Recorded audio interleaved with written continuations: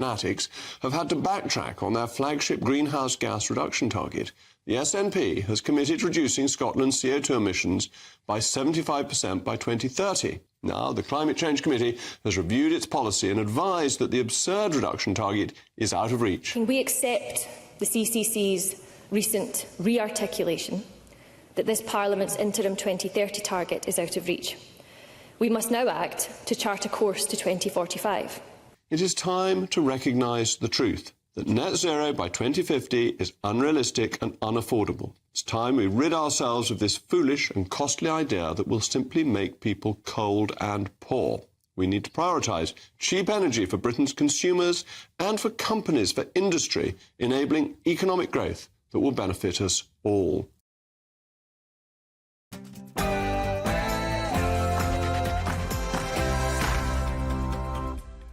Morning 9:30 on Wednesday the 24th of April. Britain's Newsroom on GB News with Andrew Pearce and Bev Turner. Good morning, thank you for joining us. So, defence spending boost. Prime Minister Rishi Sunak pledges an extra £75 billion in defence spending by 2030. Will it go far enough, though? We're going to be speaking to former Armed Forces Minister James Heappey later in the show. And the Rwanda aftermath. The Prime Minister faces big questions over whether those flights will act as a deterrent after 250 migrants attempted to cross the Channel yesterday. And, of course, we saw those 5 deaths. And a prestigious award for former detective turned whistleblower Maggie Oliver. She's received the award for her courageous efforts to expose the Rochdale grooming gangs. Maggie will join us with her extraordinary story.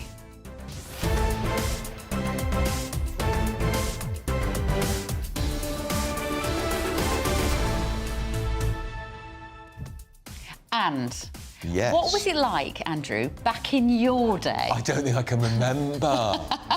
There was a horse and trap. Right. It was before electricity. we say this because apparently now, according to an employment tribunal, you're in breach of the law to say that to somebody. It's offensive. It could Wouldn't be offend me. It could be ageist, though. It could be. It could be. In this situation, it was a nurse, a senior nurse, who was told this by a younger nurse. She said, well, back in your day. And I think it could be a bit flippant and critical, do you? But why would you go to law over it? Just shrug your shoulders and say, oi. It's an employment tribunal. Let us know your thoughts this morning. It's lovely to be back with you after my week off. GBViews at, gbnews.com/your say, isn't it? Of course, we've got our new message board. First, the very latest news with Sophia Wensler.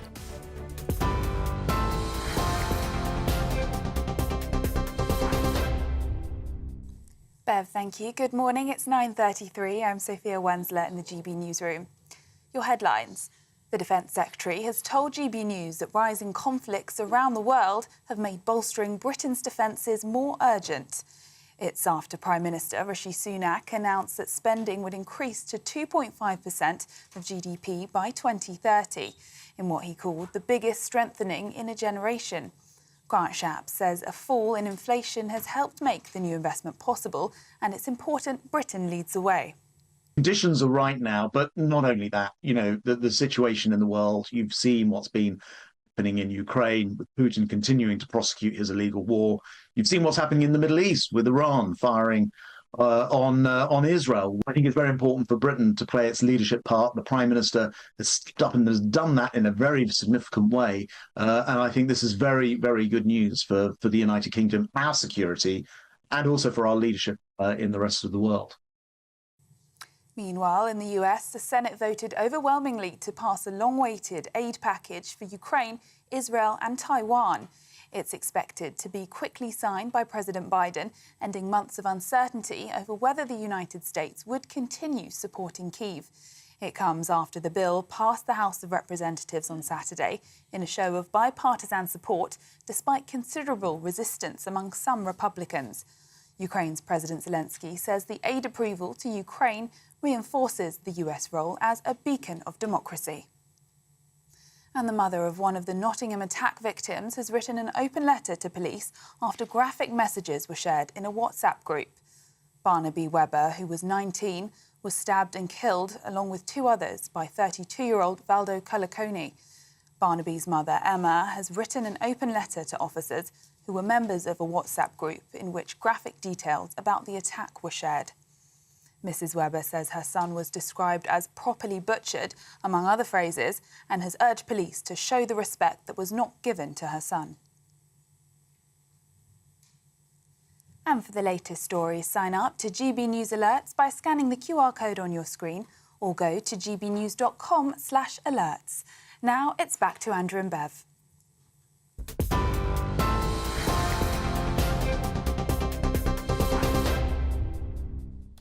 Good morning, 9:35. Is it Monday? No. No, she's been away. I thought it was She's Monday. been in the sun. It's gone to her head. Oh, it was so nice to be away, but it is so nice to be back. This is Britain's Newsroom on GB News with me, Bev Turner, and Andrew Pearce. So he took us all by surprise, actually. We knew the Prime Minister was on his way to Poland. He wanted to talk about the fact that, in his view, Putin will not necessarily stop at Poland's border. And he announced the biggest increase in defence spending in years and years, saying he's going to take us up to 2.5% of GDP by 2030. And if you go back to the budget last month, Bev, it was, we'll increase defence spending when the economic circumstances allow. Nothing's changed in a month except the Tory poll rating. He says that it's going to put the UK arms industry on a war footing, which I find a little bit concerning. He was also at pains to say this doesn't mean we're going to war, but the rhetoric has very much changed around this, hasn't it? And will Labour back this? Well, joining us now is Kevin Schofield, political editor at the HuffPost UK, regular on the show. Good morning, Kevin. Good to see you. Morning. In some ways, it feels a little performative that Rishi Sunak is promising this money at this time, because, of course, he may not be Prime Minister come 2030. Call me sidekick. Well, I don't think he'd be Prime Minister come 2025. So will Labour back this plan? Has he backed them into a corner that they have no choice? Yeah, well, Keir Starmer said last week, didn't he, that Labour would also go to 2.5% of GDP on defence spending once economic circumstances allow. Now, they're very nervous, obviously, at making unfunded spending commitments. So I guess the pressure now is on Keir Starmer to say whether they will match what Rishi Sunak said yesterday or not. Now, I think Andrew hit the nail on the head there when he said the only thing that's changed since the budget, in which there was no new money announced for defence spending, that was only about 6 weeks ago, remember, is that the opinion poll ratings, if anything, have actually got worse for the Conservatives. So we're seeing a lot of activity from Rishi Sunak this week ahead of the local elections on May the 2nd, which are expected to be a bloodbath for the Conservatives, after which, a lot of Conservative MPs might be thinking, do we go with this guy? Do we change him before the election? So I think he's basically setting his stall out now as a message to Conservative MPs as much as anything. Please stick by me to lead us into the general election. Interesting, Kevin, because I was at a reception in Westminster last night, a lot of MPs there from both sides, and I talked to quite a few Tory MPs, and they all said the same. Look, they welcome it, but they know it's a response to the polls, and they didn't think, actually, it will shift the dial. Yeah, I think you're probably right, Andrew. I think the public have already made up their minds. They've had a good look at Rishi Sunak over the last year and a half. All the opinion polls, all the focus groups tell us they're not that impressed. It's not to say they're massively impressed by Keir Starmer either, but I think after 14 years of the Conservatives, there's a mood abroad that it's time for change. And yeah, announcements like yesterday might help shore up his support in certain areas. It might help, as I say, save his job after the local elections, but I don't think it's going to change the bigger picture about the general election result. Has the language also changed for Labour on Rwanda, Kevin? Because sometimes I would talk to Labour MPs, say, it's just minor stuff, It's just 30,000 is nothing when you consider 750,000 people came here legally through legal migration. But when you see 5 people died yesterday, 14 have died this year, I don't think Labour can use that argument anymore, can they? And I think they're going to have to engage with the government differently on Rwanda now. Yeah, it was certainly awful news yesterday, those deaths in the Channel, and the timing, obviously, just after the Rwanda bill passing in Parliament a couple of nights ago. So yeah, Labour are still sticking to their message that they would ditch the Rwanda plan, even if it's successful, even if it's working, should they win the next election. But I think, as we get closer to the election, I think there's going to be a lot more pressure on Labour to say precisely what they would do in practical terms to stop the boats, because at the moment, they're talking in generalities really about going after smuggling gangs and that type of thing. But if the Rwanda plan is actually shown to be working, then I think that will put more pressure on Keir Starmer. I heard the Lib Dem leader, Sir Ed Davey, this morning saying, oh, all you've got to do is you've got to tackle the criminal gangs. What's he talking about? They've been trying to do that for flipping years and it's not working because they're cleverer than the French police and clearly cleverer than Interpol and MI5. Well, they always seem to be one step ahead, don't they? And the numbers are, going up. We saw figures from the Home Office earlier in the week that showed that the numbers crossing in the first 3 months of the year are actually 24% higher than last year. So the current approach isn't working. Obviously, Rishi Sunak dearly hopes that the Rwanda plan, once flights get off the ground, will act as a deterrent, but we'll have to wait and see whether that actually happens. It is election year, of course, Kevin, probably. So there is a sort of strange political mood in the air, isn't there? And I think this viewer, Alistair, who's got in touch on the website, sums it up very well.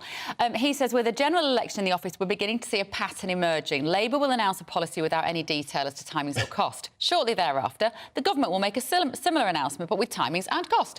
Labour will then claim the Conservatives are stealing their policies. Do you think that civil servants are tipping off Labour as to the policies in the government pipeline? Any truth to that, do you think? I wouldn't have thought so. I don't agree with that. I mean, I think the person is right that clearly Labour are. This is not the first time they're making a policy announcement, and then lo and behold, the government are making the same announcement a couple of weeks later. I think the slight difference is that Labour, the pressure is on them as the opposition to say exactly how they would fund it, whereas the benefit of being in government is you can just say it's going to happen, and you don't face the same level of scrutiny. But in the election campaign, all these things will be in election manifestos, I'm sure, in which case guys like me will have the opportunity, hopefully, to scrutinise and ask questions of the politicians. So we'll just have to wait and see whose numbers add up. And, of course, they're saying that they'll pay for the defence boost by cutting back civil servants. Kevin talking getting rid of 75,000 civil servants. Why not? Because, to be honest, not many of them are bothering to turn up to work anyway, are they? Because they're all still working from home and output seems to be lower now than it was before the pandemic. I think they're talking, is it 70,000? I think they're talking about reduction in headcount. I mean, again, we've been hearing this now for the last couple of years and nothing much seems to be getting done about it. Although what I will say, I think that's going to save, they reckon, £2.9 billion. They say that the spending increase for defence will be £75 billion, so that is a small change, really, in comparison to the overall number. It'll be interesting to see where the rest of the money comes from, especially at a time when the government's talking about cutting taxes, so I guess it can only mean spending cuts in other Whitehall areas. OK. All right, thank you, Kevin. Kevin Schofield joining us this morning on those big stories. And he's done this at a time when there was that poll by Lord Ashcroft last week showing unbelievably that Labour are now ahead of the Tories on who you trusted most on defence. Extraordinary. Well, but where would this money be spent? Is it on extra soldiers? Do we need extra soldiers? Do we need more people to operate drones and cyber warfare? Isn't that where it's all at now? And it's research and development, Grant Shapps was saying this morning. I don't know. I don't feel very reassured by research and development. Just kind of really like a lot more bombs, please, or somebody to stop them some way of them being dropped on us. Andy has said, I don't think the Conservatives can do anything to save themselves now. I don't actually think anyone thinks Labour will be any better, but people just want a change. To be honest. And again, at that reception last night, that's what people were saying. Well, we know that Labour won't be much better, but we're just sick to death of the Tories. That's right.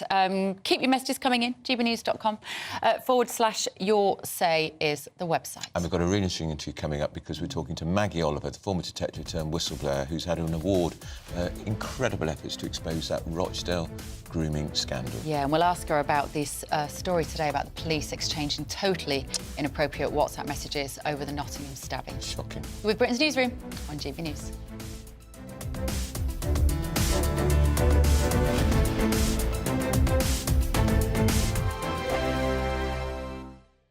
Free Speech Nation, Sunday nights from 7 p.m. So J. Cole, who is a rapper, says he felt terrible after releasing a song aimed at fellow rapper Kendrick Lamar and vowed to pull the track off streaming services. He said, I ain't gonna lie to y'all. The past 2 days felt terrible, he told an audience at the Dreamville Festival in North Carolina. I damn near had a relapse, he said. There's a lot of young people, especially, you know, that would look at that and they will take it not just as entertainment. It doesn't happen in any other form of art that I can think of. This is not happening in country music, is it? Well, it's the same. It's the same problem in both cases, isn't it? Who's doing the regulating? And surely it's each case on its merits, isn't it? You don't just ban a genre. Why is there such a lot of hatred for a man who usually would have trash-talked back to stand up and say, you know, this doesn't sit well with me and I love this guy? If we look at, I think his name was Cody Fisher, the semi-professional footballer who died in a club because someone stabbed him. Now, he was stabbed because he stepped on someone's trainers. This is the level of ego we're seeing from a lot of young men who don't have any output of being able to channel that energy, and a lot of it is stemming from cultures like football, hip-hop, these sorts of things. So I'm just saying it's refreshing to see a man who could have easily wiped the floor with his lyrics say, I don't have to, you know? That is interesting, isn't it? Because I took this interview in the wrong direction. It's not about pointing out the areas of concern. Actually, this story is saying, look, music and art can be giving you an example of how to live a slightly better life. That's free speech. Saying, sorry, I'm sorry, I choose not to fight back because I love you. It may look like a wimpy thing to do, but it's still free speech. You know what? I love you, Paul. Sorry about earlier. We're GB News, and we come from a proud tradition of British journalism. That's why I'm so excited to be here. It's something so new. The first news channel to be launched in Britain in over 30 years. Launched to represent the views of the British people. To go where other broadcasters refuse to go. How did you find out about the story in the first place? Launched with one aim. To be the fearless champion of Britain. It's an absolutely fantastic atmosphere here. This is GB News. The People's Channel. GB News, Britain's news channel. I'm Michelle Dewberry, and I'm not here to tell you what to think. I'd much rather hear what you have to say. So, send in your opinions to gbviews@gbnews.com. Keep them clean, and you never know, I might read them out. With my panel here on Jubes & Co, we debate, we get stuck into the issues of the day on a show where all views are welcome, especially yours. GB News, the People's Channel, Britain's news channel.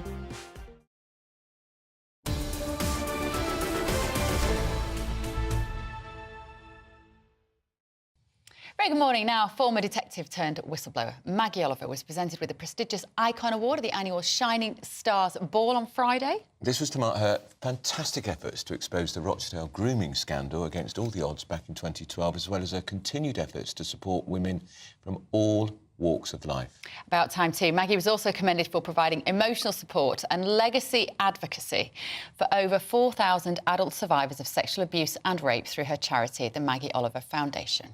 Well, she joins us now, former Detective Constable, of course, Maggie from Greater Manchester Police and Rochdale. Maggie, congratulations. When I saw the awards yesterday, your name leapt out from the page and I thought, my God, long overdue, well done. Do you feel it's recognition long overdue? Hi, Andrew. Hi, Bev. Nice to be here. It makes a change, actually, for me to be here smiling. Usually banging that drum, aren't I? I'm really proud to have got it because it was, it's not just me, it's all the work that we're doing at the Maggie Oliver Foundation, you know, the legal advocacy, the emotional support. And it's nice to be, you know what the nicest thing is? That people know about the work that we are doing. And, you know, I'm always introduced as, you know, somebody who resigned over the Rochdale grooming scandal.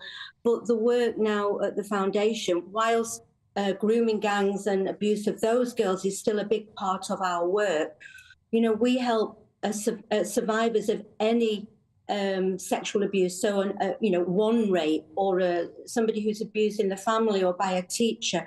But we tend to pick up that's, you know, our own events, our fundraising event ourselves. And to get this from Girls Out Loud, you know, they kind of, they start this journey with young women, with girls.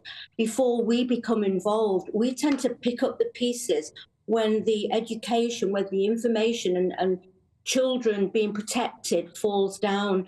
You know, Girls Out Loud, they provide big sisters for little sisters. So they go into schools and they educate young girls to try to prevent them falling through the gaps and becoming abuse victims.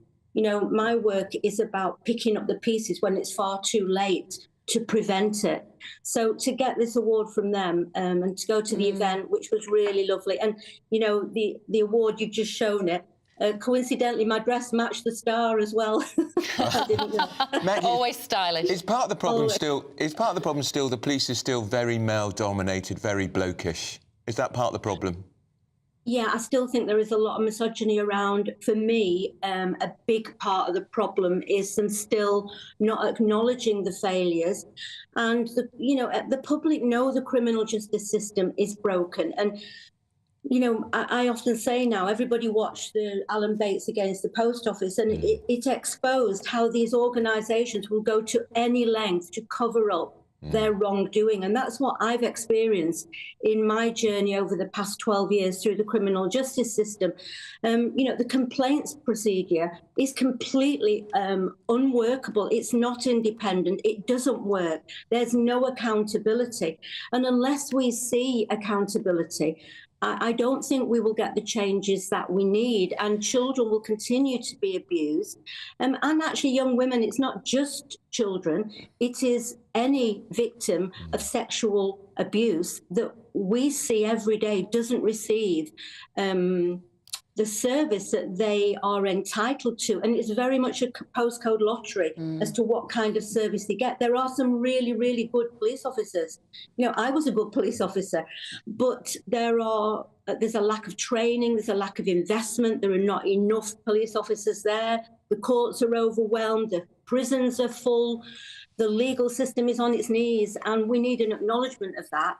And an award like this helps to keep it in the spotlight. It helps to raise awareness. It keeps the conversations going. And Girls Out Loud are doing phenomenal work in schools. I hope quite often they show the drama Three Girls that I worked on, because that opens up the conversation. It prepares them for the dangers that lie out there. And the best form of protection is for them to know what the dangers are. We pick up the pieces when those kids unfortunately fall between the gaps and become, victims themselves. Maggie, do you ever get contacted by politicians or those in power, MPs, to say to you, come and see me, let's have a coffee, tell me what I need to do? I have had those meetings, and actually, Bev, it's really interesting that you asked that question today, because at 1 o'clock I've got my first one-to-one meeting with the Chief Constable of Greater Manchester Police. And that's, I've been calling for this. We do have we have regular meetings now with GMP, and I have to say that we are making some progress. We've met, we have got contacts with some really good senior officers who seem to be on our page, and I know that if they do work with us, we can change things. But it's again very hit and miss. Anybody who saw the Channel 4 documentary To Catch a Copper would have been shocked. Well, I mean, I'm not shocked, but it was horrifying to see what can go on behind closed doors, and it's often hidden. Maggie, if they offered you a seat in the House of Lords, would you take it? No. Why not? We need women like you. We need strong women making decisions on behalf of others. Because I think I can use my voice far more effectively by telling the truth to the public, because I do think it is public power, it's people power that will change things, and raising awareness, being able to say exactly what the truth is without it being political limited. in some ways. Yeah, I'm not political. If I'll call out the Conservatives, the Labour, I want victims to get to be dealt with compassion, with empathy. I want communication. It's not about a conviction. It is not about. It's about how they're treated through that journey. And when you know that less than 2 in 100 reported rapes ever reaches court, 98, and every one of those victims needs to be listened to. We've run out of time, Maggie. The clock's against us. Congratulations on your award. Good luck at your meeting this lunchtime. Keep banging those heads together. Right. What a great woman. Quick weather break. This is GB News. This is Alex. A brighter outlook with Box Solar, sponsors of weather on GB News. Morning, here's your GB News weather from the Met Office. It's a bit chilly out there at the moment, but for many of us it's going to be a dry day with some decent sunny spells. Watch out for a touch of frost in some rural spots, and there are already a few showers in parts of the southwest and towards North Sea coastal parts, and here some of them will continue as we go through the afternoon as well. Otherwise, a decent amount of sunshine, especially across western parts of England and Wales and across much of Scotland and Northern Ireland too. Despite the sunny skies though, it is going to feel a little bit chilly. Temperatures below average for the time of year generally, most places into double figures, but just about for some, particularly towards the northeast. As we go through tonight, and most of the showers will die out, and so it is going to be dry for many of us. There will be a bit more cloud perhaps towards eastern parts and a little bit more blustery here, but elsewhere calmer and clear skies means temperatures will take a bit of a drop. A bit more frost around first thing tomorrow morning, then this morning a chilly start for many of us. Again, as we go through tomorrow, a few showers to watch out for across parts of central England into Wales. There may be a few dotted here. Also towards the northeast, across eastern parts of Scotland, some fairly frequent showers and perhaps a little bit breezier here, but otherwise, again, generally fine and dry for many of us. Perhaps just a bit more cloud around compared to today. Nonetheless, many of us will see some sunny spells. Temperatures still a little bit on the low side, most places just about getting into double figures. That warm feeling inside from Boxed Boilers, sponsors of weather on GB News.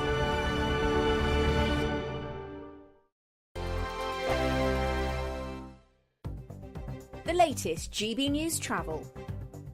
Good morning, I'm Russell Holding. The A1M in North Yorkshire is closed southbound from junction 48 at Borough Bridge to 47 at Allerton Park after an accident. There are queues from the A168 at Dishford and long delays too as you divert.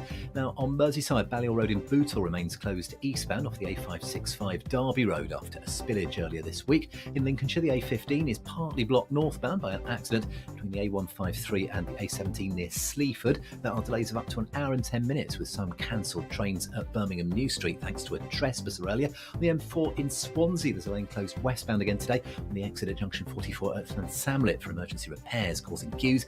And on the M25 in Hertfordshire, there are anti-clockwise queues after a car broke down between junctions 24 and 23 from Potters Bar to the A1. That's the latest. You can stay up to date throughout the day by visiting our website gbnews.com. It's the final week to see how you could win our biggest prize yet. There's an incredible £10,000 in tax-free cash to spend however you like. Plus, courtesy of Variety Cruises, a bespoke 7-night small boat cruise for two worth £10,000. With flights, meals, excursions and drinks included, your next holiday could be on us. Choose any one of their 2025 Greek adventures and find your home at sea. We'll also send you packing with these luxury travel gifts. Hurry, as lines close on Friday.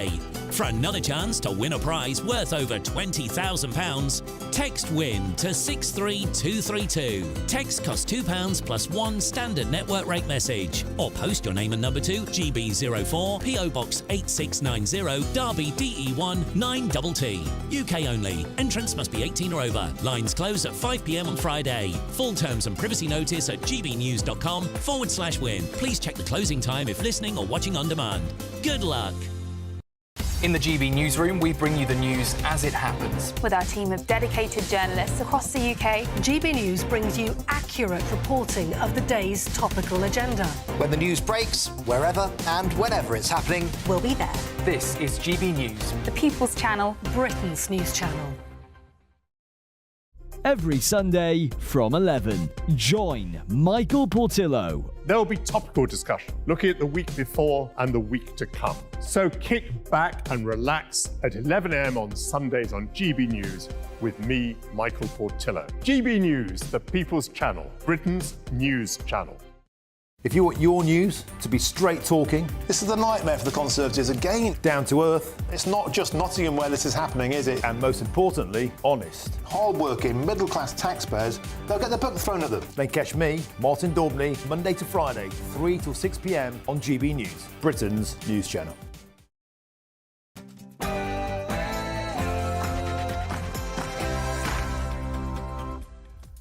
10 a.m. on Wednesday, the 24th of April. This is Britain's Newsroom on GB News with me, Bev Turner, and Andrew Pearce.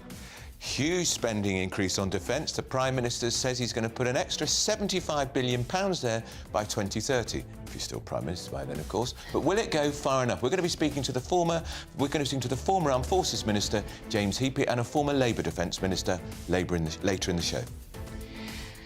And the Rwanda aftermath. The PM faces big questions over whether Rwanda flights will act as a deterrent after 250 migrants attempted to cross the channel yesterday. And of course, we saw those 5 deaths also. A former Labour Defence Minister is going to join us to discuss that.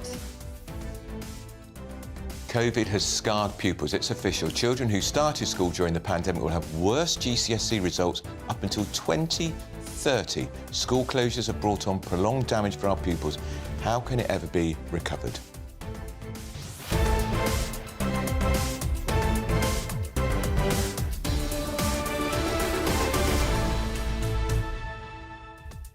I mean, that can be filed under the flipping obvious, really, couldn't it? Hindsight's a very easy thing, but we shouldn't have closed the schools. What I find amazing as a parent is that we aren't apparently doing anything to plug this gap now.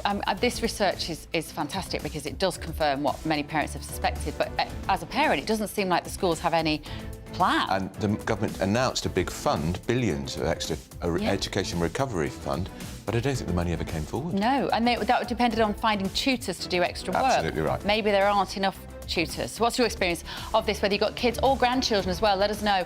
Do you see these gaps in their knowledge which were lost over those couple of years? gbnews.com/your say is the comment section to let us know your thoughts this morning. First, though, the very latest news with Sophia Wensler.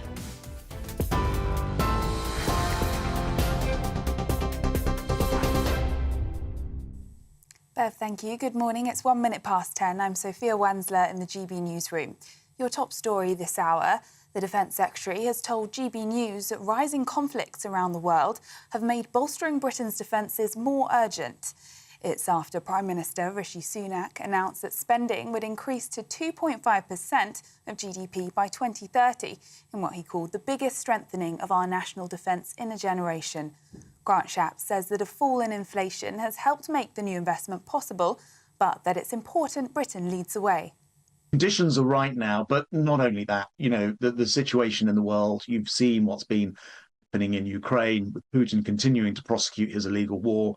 You've seen what's happening in the Middle East with Iran firing on Israel. I think it's very important for Britain to play its leadership part. The Prime Minister has stepped up and has done that in a very significant way. And I think this is very, very good news for the United Kingdom, our security, and also for our leadership in the rest of the world.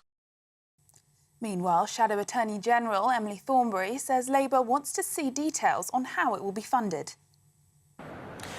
Keir said several weeks ago that we wanted to move towards spending 2.5% on defence, and indeed when we were in power last, that was about the amount of money that we were spending. But we will do it as circumstances allow. We'll be looking with some interest at whether or not the government produces any details in relation to this, because, the Prime Minister yesterday essentially committed to spending another £75 billion on defence by 2030. So they produced this 22-page document, and not a single line of it was on where the money was coming from. Meanwhile, in the US, the Senate voted overwhelmingly to pass a long-awaited aid package for Ukraine, Israel and Taiwan. It's expected to be quickly signed by President Biden, ending months of uncertainty over whether the United States would continue supporting Kyiv.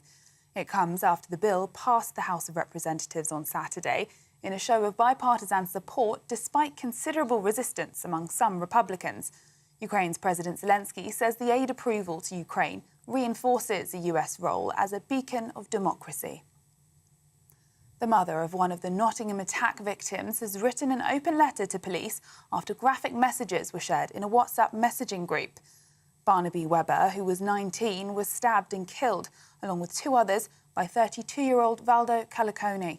Barnaby's mother, Emma, has written an open letter to the officers who were members of a WhatsApp group in which graphic details about the attack were shared. Mrs. Webber says her son was described as properly butchered, among other phrases, and has urged police to show the respect that was not given to her son. She says she chose to publish the letter in the Times newspaper after requests to address the officers directly were denied. The former leader of the Democratic Unionist Party, Sir Geoffrey Donaldson, has arrived at Newry Magistrates Court. Northern Ireland's longest-serving MP was suspended from the DUP following his arrest last month for what's being described as historical sex charges.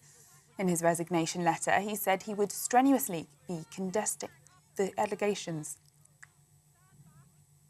Labour says it will fund an extra 13,000 neighbourhood police officers if it wins the next election. The party says it would guarantee regular patrols in town centres, with neighbourhood drug squads tasked with clamping down on local gangs. Labour cited research showing that 50% of the public say they never see an officer on the beat, up from 27% when they were last in office. The government has previously announced plans to spend £230 million on new technology designed to free up more time for police. And former Labour Minister and crossbench peer Frank Field has died at the age of 81.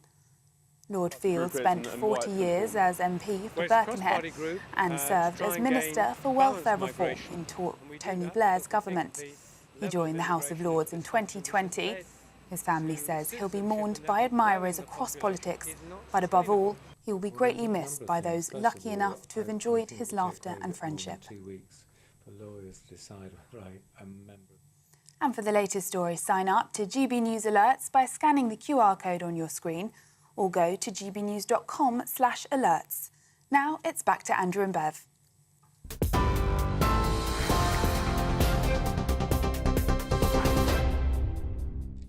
.06 with Britain's Newsroom on GB News with Andrew Pearce and Bev Turner. So the Prime Minister Rishi Sunak promises to increase UK defence spending to 2.5% of GDP by 2030, saying this will put the UK arms industry on a war footing. The Defence Secretary Grant Shapps, he spoke to GB News a little earlier. The world, as we've been saying, as I was saying back in my speech in January, is looking more dangerous. I think it's very important for Britain to play its leadership part. The Prime Minister has stepped up and has done that in a very significant way. And I think this is very, very good news for the United Kingdom, our security, and also for our leadership in the rest of the world. Well, let's cross over now to Westminster to join GB News' political editor, Christopher Hope. Good morning, Chris. Good morning. So a big announcement today from the Conservatives. Our inbox of viewers obviously saying, well, does it really matter? Because Rishi Sunak won't be Prime Minister by 2030. Well, it does matter. It shows a direction of travel. This money is paid for. It's covered by the cost by cutting some 10,000 civil service posts, some of those in the Ministry of Defence. It shows a political will to ensure this country is put on a war footing. It goes beyond where Labour is. Labour is saying they want to get to 2.5% of GDP. That's the government target too, but won't say how they'll get there or whether they can get there just yet. They're having a spending review if they win power in the November general election. So it does two things. It gives the Tory party a dividing line on defence with the Labour Party going into the long election campaign. It also, I think, secures to some degree Mr Sunak's position with his own backbenchers. I've been talking to a senior defence backbencher, MP with defence interests on the backbench of the Tory party. He says, you know, it's priced in the Tories will do not so well in next week's local elections and maybe even the mayoral elections. But this spending on defence is exactly what the right of the party wanted to see happen and has now happened. So in a sense, Mr Sunak politically, he wouldn't want to admit this, is getting ahead of what could be a difficult weekend in eight days' time and the following days after that, when some have forecast yet another challenge to his authority from the backbenches. So it is quite good politics. It's also very good for this country if you do believe the concerns that the government has about the so-called this axis opposing the UK, Russia, China and Iran. Then what is announced here is getting ahead of that and leading the way to other NATO countries to match 2.5% of GDP on defence spending, not just 2%. All right, Chris, that's Chris Hope, who is our political editor in Westminster. We're going to talk now to Kevin Jones, who's the Labour MP for North Durham and, of course, was a Defence Minister in Gordon Brown's government. Kevin, morning to you. Good morning. As a man who's got his finger on the pulse on defence issues, is this good news? No, it's what we've come to expect from Grant Shapps, more spin and bull, frankly. The defence, they said they're putting the nation on a war footing.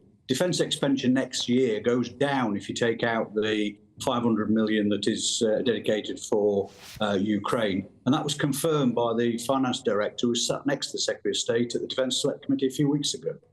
So they're talking, aren't they, Kevin, about massive increase in armaments and ammunition to replace the stuff that's being sent to Ukraine. But on paper, it's a huge increase. Andrew, it's for the birds, this. If backbench Tory MPs have swallowed this one, they're very gullible because it's just spin. If you look, for example, next year, it is a fact, the defence budget declines. If we're on a war footing, why are you cutting the defence budget next year? And as for the 75 billion, it's absolute nonsense. It's not a 75 billion, it's just spin. If you look at the IFS's figures this morning, you only get to 75 billion if you actually freeze the defence budget over the next 6 years. So there's no extra money here. And I think the other thing you need to look at is that the defence budget is still 7% lower than it was in 2010. That's because the Tories took 14% out of the defence budget up until 2016. Sacked people, made people compulsory redundant, the point is that this is just complete spin, and it's for political purposes, internal management of the Tory party, rather than helping our armed forces. Who are we on a war footing with, by the way? Because that's what he says. This will put us on a war footing. What war can we fight with the army at its lowest level since the Napoleonic conflicts? Well, we can't, and this is the nonsense that they're portraying. Is you don't go on a war footing if you're going to cut the defence. And the idea that you're going to balance the budget by cutting 10,000 civil servants. What people got to remember: these aren't pen pushers in Whitehall. These are the technicians, scientists, and others that actually develop and support defence equipment. So good luck with that if you actually want to get procurement sorted out. So would you keep the civil servants, do you think, Kevin? Will Labour keep such a bloated blob running the country? It's all right to make bloated blob, but look at what they do. Civil servants in the MOD are arms specialists. They are scientists they are the people that do, for example, nuclear engineers on replacing the nuclear deterrent. Now, if you want to get rid of some of them, fine. But that's what all you'll do is actually gum up the procurement system. I'm all for efficiency wherever you can make it, but this is just complete nonsense that you can actually balance the defence budget by cutting civil servants. But don't we need to boot out some of those involved in defence procurement, Kevin? Because when you were a defence minister, there was a problem with procurement. It's continuing now under this government. The big defence projects are always massively overspent, always behind schedule. We've got aircraft carriers which don't seem to be able to work. Sorry, Andrew, I don't like I told you so, but the reason why our defence procurement is such a mess is something called the Levine Review and changes in the early 2012, which actually devolved the budgets to the mainline forces, took the eye off the ball in terms of control over this, and made sure that decisions weren't taken at a strategic level. That's what's actually happened and that's on the Conservative Party's watch. I'm sorry, this is just spin.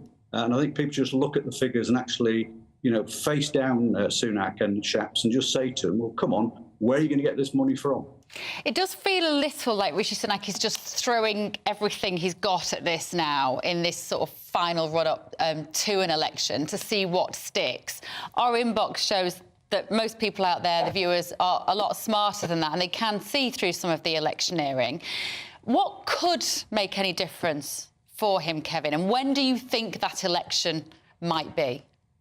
Well, it's not for me to say the Prime Minister thinks it's a big enough hole as it is, but if I was him, I wouldn't keep digging and bringing a JCB in and trying to, think that the public are stupid. And, some of us who are committed to defence and actually want to see our armed forces properly funded are not going to be conned by this announcement. People just look at this Conservative Party's record on defence. They've cut defence over the last 14 years. They're cutting it next year even. And if we're on a war footing, that's not what you do. When do you want the election? Sorry? When do you want the election? I want it as soon as possible, because frankly, if this was a horse, you'd put it out of his misery, this government. Can we just ask you, Kevin, can we trust your lot on defence?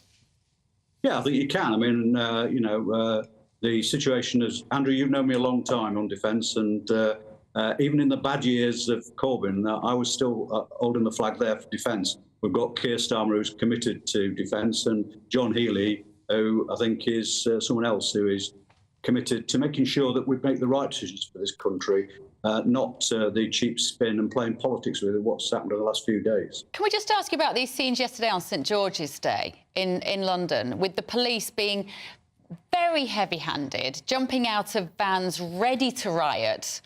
Did it look like this two-tier policing that the Met are being accused of? Because we have pro-Palestinian, pro-peace, you might say, rallies every weekend, and there is never that sort of muscular response.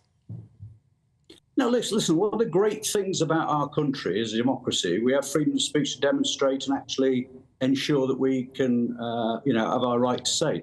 That needs protecting. That's something precious. That's what we fight for in this country in democracy.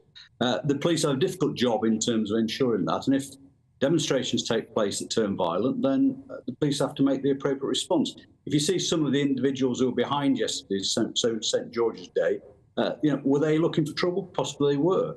But demonstrations should be something we should actually cherish and think it's part of our freedom of democracy. It should always be done peacefully. And we should all support the police in terms of the difficult job they've got. OK. All right, Kevin, great to talk to you again. That's Kevin Jones. He's the Labour MP for North Durham and a former Defence Minister. Great to talk to you. I like him. You're a great man. Great man. I like his very straightforward manner. He certainly is. He's from your part of the world, isn't he? Of course he is. Northerner. You can see it, can't you? It's in the blood. Right, still to come. The last surviving veteran of a World War II Special Forces regiment shares his story. Kids should know more about the sacrifice their forefathers made. Not me, I'm no hero, but all the RAF boys have died, and people like that, they don't realise that. They don't know much about it. They don't even know who Hitler was, half of them. Oh, he's about your age, isn't he? He's amazing. We should ask him. Would it offend you if you say... in your day. In your day. Back in your day. But he's 102. He could be 80. He could be 80, couldn't he? Amazing. That's amazing. Right, don't go anywhere. This is Britain's Newsroom on GB News.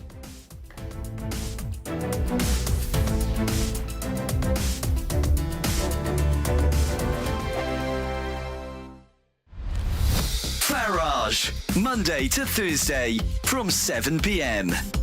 These are very tough times for Rishi Sunak, the Prime Minister and leader of the Conservative Party. Some polling out overnight, done by Lord Ashcroft, published in the Daily Mail, suggests his personal net approval rating is now -59. Give you some context of what that means. That puts him on an equivalent of where John Major was back in the mid-1990s, but more interestingly, almost exactly where Jeremy Corbyn was on the eve of the 2019 general election. But there's something even worse than that in this polling. It suggests that on defence, taxation, migration and Brexit, and think about those four, because they're all areas that historically would have been stronger for Conservatives than for the Labour Party. In all four of those areas, we find Labour are now more trusted. Keir Starmer's Labour Party more trusted than Rishi Sunak's Conservatives. Now, history suggests that things can turn around. It suggests that as elections get closer, polls narrow. And I can think of the 87 general election, but perhaps even more so the 1992 election, when everybody thought Neil Kinnock would win the election, and yet John Major got a majority of just over 20. I don't think the polling in those days was quite as accurate as it is today. I don't believe it's really about Rishi Sunak. I think if Winston Churchill came back and led the Conservative Party, it wouldn't really help their ratings very much. My belief is it's the Conservative brand that's really taking the hit. 14 years, people feel very let down, nobody quite believes anything they come up with. I believe that the Tory brand is absolutely in the bin. I don't think Rishi can recover. But tell me, am I wrong? GB News is the home of free speech. We were created to champion it, and we deliver it day in, day out. Free speech allows us all to explore and debate openly the issues most important to us, our families, and of course, the British people. Having challenging conversations to enlighten each other. Which is why we hear all sides of the argument. We are the People's Channel. We will always stand by the freedom to express yourself. On TV, radio and online. This is GB News, Britain's news channel. I'm Patrick Christie's. Every weeknight from 9, I bring you 2 hours of unmissable, explosive debate and headline-grabbing interviews. What impact has that had? We got death threats and the bomb threats on. Our job is to do what's in the best interest of our country. You made my argument for me. My guests and I tackle the issues that really matter, with a sharp take on every story. I'm hearing it up and down the country. That was a beginning, not an end. Patrick Christie's tonight from 9 p.m. only on GB News, Britain's news channel.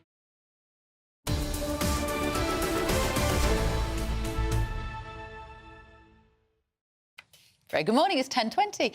We are joined in the studio now by broadcaster Mike Parry and trade unionist and political commentator Andy McDonald. And is this your first time on? It is on Britain's Newsroom. Very good. Well, you're very welcome. Thank you very much. Welcome. Great to be here. Yeah. Welcome to the best show on the channel, if we do say so. Indeed it is. Ourselves. Well said, Mike. Thank you very much. And if you haven't said that, you can't come again. I do like everything here. Right, should we talk about this gap in the knowledge base of children who were locked down for 2 years, Andy? Our inbox has lit up with people expressing their frustrations. I have it as well as a parent, that we just neglected to do anything about this problem. Yeah, absolutely. I mean, I think there was a strong focus on the year groups that were taking exams during COVID, and obviously that was incredibly important to ensure that their futures were as unaffected as they could be by the coronavirus pandemic. But it was kind of an afterthought, the people who were in the developmental stages, people that were in, you know, the year 5 to year 8 kind of category, where it really was a key moment in their learning journey. Yeah. And I think there does need to be some serious provision offered to these students, now they're getting to their GCSE, their A-level years, to kind of compensate for that, and some catch-up work as well. There was a fund set up. It was an education recovery fund, and I just think the money disappeared. It just didn't happen. I think they announced it with a blaze of publicity, but then nothing really came of it. About £5 billion. It was billions, that much Mike. money. I'd just like to ask Andy, because he's a trade unionist, what role did the teaching unions have in this whole horrible saga, and how much can they be responsible? I mean, this report to me is a statement of the blinking obvious. Oh, look, children couldn't go to school, they weren't being taught properly, they're going to slip behind, they've had the worst possible start in life. But did the teaching unions have a role in this? Well, in what, the coronavirus pandemic? I don't think so. But well, they didn't want their members to go to school. Well, it was because they said they'd be exposed to pandemic. Well, they would be exposed to coronavirus. They would usually transmit it to other people. They were, and of course, teachers, the children of key workers were taught by teachers. Exactly. Sure. I mean, you know, the NEU and the NASUWT, they took the guidance at the time and they saw what they thought was the correct process. So I think there have been a few apologies made since, but generally, I think they did what was in the interest of their members. Hindsight's a very easy thing, Andy, but the school should never have been closed. I don't know. Your view? I think probably there should have been a short closing the schools, but not to the extent that there was, and particularly not that second lockdown at the beginning of 2021. Well, and they came back for 2 days at one point, didn't they? 2 days and then close them again. Did. And also, I think what this study has found, and what we may be underestimating, is like the psychological effect of that, of changing the goalposts for kids. Kids need consistency. And when you say you can go back to school, oh, no, you can't. You're going to go back to... We're going to send you home. We're dealing with that, and we're dealing with it in so many different ways in terms of the child's it's not just the teaching, it's the interactivity which children receive from going to school. Even walking to school, you know, or going on their bike, or meeting all their mates, or after-school activities, and that's all been rubbed away. And they've had a very, very difficult start in life, and they've got to adjust now to some human skills which you take for granted, which they're going to have to learn. It's serious. And there are studies which show that they've months and months of education they've lost. It can't come back. Of course they have. They'll never get them back. I mean, you know what it's like on a curriculum. If a child sadly has a long-term illness, is in hospital, they never catch up on their education. And this stretches now over millions of children who are in that position. position. They will never get it back. They're the generation who've been betrayed by adults, in my view. Absolutely. And Karen's got in touch and said, my son's leaving school, and to be honest, he's not ready. He's missed almost 2 years through COVID, and then teacher strikes, not to mention all the holidays, and 5 weeks. I honestly believe our schools are struggling, and it's the children who are suffering. My child now has a lazy attitude of who cares about school. That, Karen, is absolutely on the money for me. Where school used to be the place that you wanted to be a part of, it's a recognition, got a badge on your blazer and all that. That's all gone, I think. I think children lost respect for the institution of being a member of a school. You know? I think it was easy for the unions to go on strike because closing a school down, even during the 3-day week, we went to school every day. We went to school every day. But it's just made it easy to close schools down with strikes because they were shut during the pandemic. Oh, possibly. I mean, there were quite a few teacher strikes before the pandemic. I'm sure you would report on those. Actually closing. I think in the same. I think some of them were. A lot of classes got sent home. Right. I do recall, even when I was at school, that happening. My class was an NEU class, and we got sent home. But Andy, what I didn't see was teachers fighting hard to keep the schools open. They were either seemed indifferent to it, shrugged their shoulders, or were in fact supporting the idea of keeping schools closed for longer. And a teacher's main priority is to teach children, fight to keep the schools open. But they've also got to take into account what they had guidance at the time that they thought their personal safety was at risk. They were still providing, in most cases, they were still providing educational provision for those students. But they were following their skill guidance. You can't go after the... If you had an iPad. Sure. You were lucky enough to have an iPad. You can't go after, some teacher who's on 25 grand a year. It's not her responsibility. It's the senior leadership team in the Department of Education to offer the correct guidance. But teachers, by their very nature, should have inquiring minds and should think, is there a better way of doing this? Is this really benefiting the children? And I didn't see enough of that. Well, maybe if they paid them better, if you paid them better, they might be a bit more inquisitive. Well, you pay anybody better to do a better job, but that's a different argument. Teaching is two things: one, a job, and two, a vocation. I think we can all agree, though, the kids were really badly let down. No doubt about it. It'll be interesting to see what Keir Starmer offers if he becomes Prime Minister. Well, he'd have closed the schools down even longer. He wanted more of it. Down even longer. Yes, he would have. Do you want to talk about Prince Louis being on the front page of the paper, Mike? Well, I do, but I want to... birthday picture? Yeah, I want to ask Andrew a question, as a former Royal correspondent. Isn't it a day too late this time? It is. We normally get it the night... It's released the night before the birthday. Exactly. Normally, we wake up on the day of the birthday and the picture's on the front. And I thought, that hasn't happened, but I think the Royals must have had a big rethink yesterday. They did. Thinking that we must put this picture out, but it's a day late. We know Catherine is sick and she's having treatment for... over the cancer scare, but the decision had been taken, we're not going to put the photograph out. All the rows over the picture, the edited photograph or manipulated photograph of her with the kids on Mother's Day. I think Prince William made that decision, didn't he? Yeah, but then yesterday, they changed their mind. Yes. It was as simple as that, and I think they just thought... And I'm glad they changed their mind, because it's a glorious photograph. It is, He's a lovely. belting little boy. And they've made it absolutely clear the photograph has not been photoshopped or edited in any way. That to me illustrates the Do you not believe that, Andy? The bullying has had on Catherine, you know what I mean? The fact that they had to make it absolutely clear, look, this picture has been edited. It's like they're living in fear now if anybody accuses them of doing anything wrong. Andy doesn't believe it wasn't edited. Well, every single photograph in a newspaper is edited in some way, whether it's the saturation that's changed. It will have been edited. Realistically, I mean, the background's fuzzy. One of his ears is more in focus than the other. She has made it clear, or the palace had made it clear, that there was no editing of that photograph. The palace can lie. The palace can lie. They are capable of lying. I wouldn't lie about that. Look, I think you're confusing editing with, managing the picture. You can crop a picture because you want to get it into a certain space and that's still editing. Pose, but that is still editing. No, it's not editing. Editing means altering the content of the picture. So you don't think they've changed any of the lighting, any of the saturation on that photograph? You think the grass was really that green in March? Look, it's... Well, Arthur Edwards thinks it was, and Arthur's, the greatest Fleet Street photographer ever. That was taken yesterday, so it would be green. So how much rain we've had, the grass is very green. It's been edited. Even if it's just saturation, it will have been edited. You're misleading our millions of viewers. The millions of viewers at home, I'm sure, they'll agree. It will have been edited. She's obviously taken it on portrait mode, I would suggest, on her phone, because the back is a little bit blurry. But that's not manipulating She's not taking it on her phone. There'll have been a photographer that will have taken that. Yeah, no, she took it. It's the royal family. Yeah, she was taking it with a Nikon camera. Right. She does her own photographs. That's the point. No royal family photographers that do the birthday photos. It's all. There would be a byline picture on there if a photographer taken. There's no. That is her photograph. She has got very professional photographic equipment. She has Nikon cameras and she's got a podium and all of that. She's just got that, and the king has just put her in that very special order of merit or something because she's a good snapper. Yeah, but can we just reflect on how weird it is that we're so obsessed with whether the picture is genuine or not? What happened to us in the last I didn't bring up the topic. I'm not obsessed. I'm just discussing it. No, you're suggesting the Princess of Wales is not telling it straight. Yes. Probably not her. It's some press officer. I believe her. Yeah, do you think they're in good shape? Obviously, physically, we know they're not. But in terms of the public feeling towards the royal family, Andy, are they in a strong place at the moment, do you think? I think, most people don't really care. I'd say... I think most people are just kind of like... Andy? No, not really. I don't really have an opinion on the royals. You don't? I think it's probably much more effort to get rid of them than it is... to keep them. I think sounds it's fine a bit Republican to me. I don't really care. I believe in a meritocracy, and I think royalty is contradictory to a meritocracy, but I don't really care.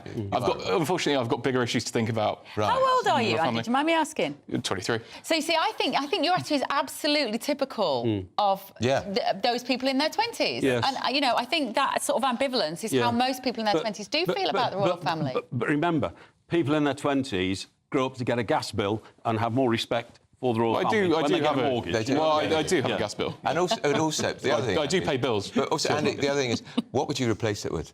I don't know. That's why I said it's probably more effort to think about. President Blair. Why would it be President Blair? Well, Blair's not been a member of Parliament for 14 years. He'd love to be. Of course he would love to be. I'm sure he would be. I'm sure you'd love to be a president. No, we're not. Would you not? President Pierce. That'd be fantastic, wouldn't it? No, bit of alliteration. No, I'm not cut out for it. I think we all agree that would be a terrible idea. What about President Parry? Yeah, President Parry. Alliteration again. Maybe. I don't know. One of these days. No, not for me. I'm staying a million miles away from politics because I can do a better job outside of politics. Yeah, exactly. But also, I think the royal family are doing a pretty good job, and they're under a lot of pressure at the moment. So do I. And I'm wishing her well. I think she was terribly bullied, Catherine, on the original photograph. Don't know about you, Bev, but I mean, the way that she had to step forward, put out statements, and the time she was being treated for cancer, and I think now that really has rattled the royal family and their ability to communicate with the public. And it was the agency's use of the word manipulate. Yes, exactly. Which was a pretty emotive word. Horribly handled. They got upset, they got upset, a lot of these agencies, because they, of course, used to take the pictures themselves and they had control over them. Exactly. And they didn't like the idea that somebody else was having control over royal pictures. There was an element of that too, I'm sure. Right, Mike Parry, Andy McDonald, thank you very much for now. Don't go anywhere. Your news now with Sophia.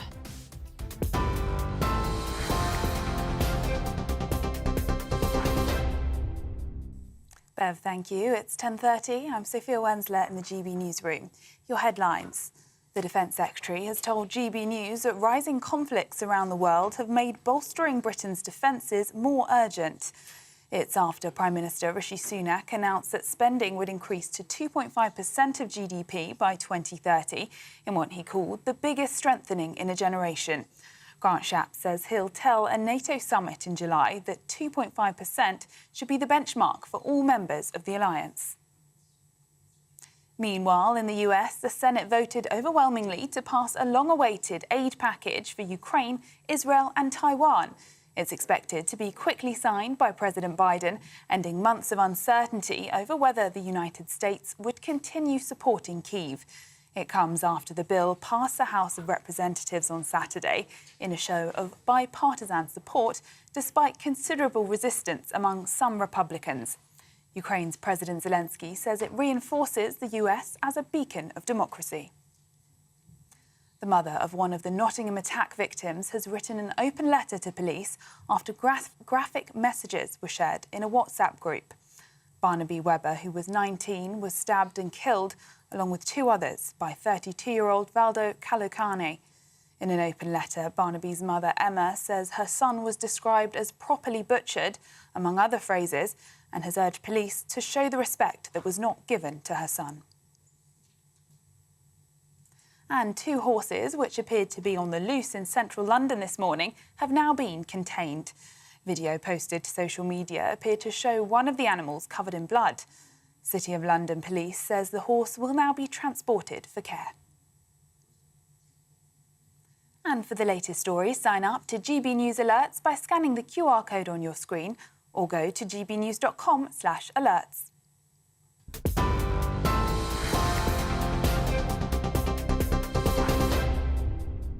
Cheers Britannia Wine Club proudly sponsors the GB News Financial Report. And here's a quick snapshot of today's markets. The pound will buy you $1.2428 and €1.1631 euros. The price of gold is £1,864 and 84 pence per ounce, and the FTSE 100's at 8,079 points. Cheers Britannia Wine Club proudly sponsors the GB News Financial Report. Still to come this morning, the mother of Nottingham attack victim Barnaby Webber has written an open letter to police after graphic WhatsApp messages. We'll be speaking to counter-terrorism specialist for that, Chris Phillips. This is Britain's Newsroom on GB News.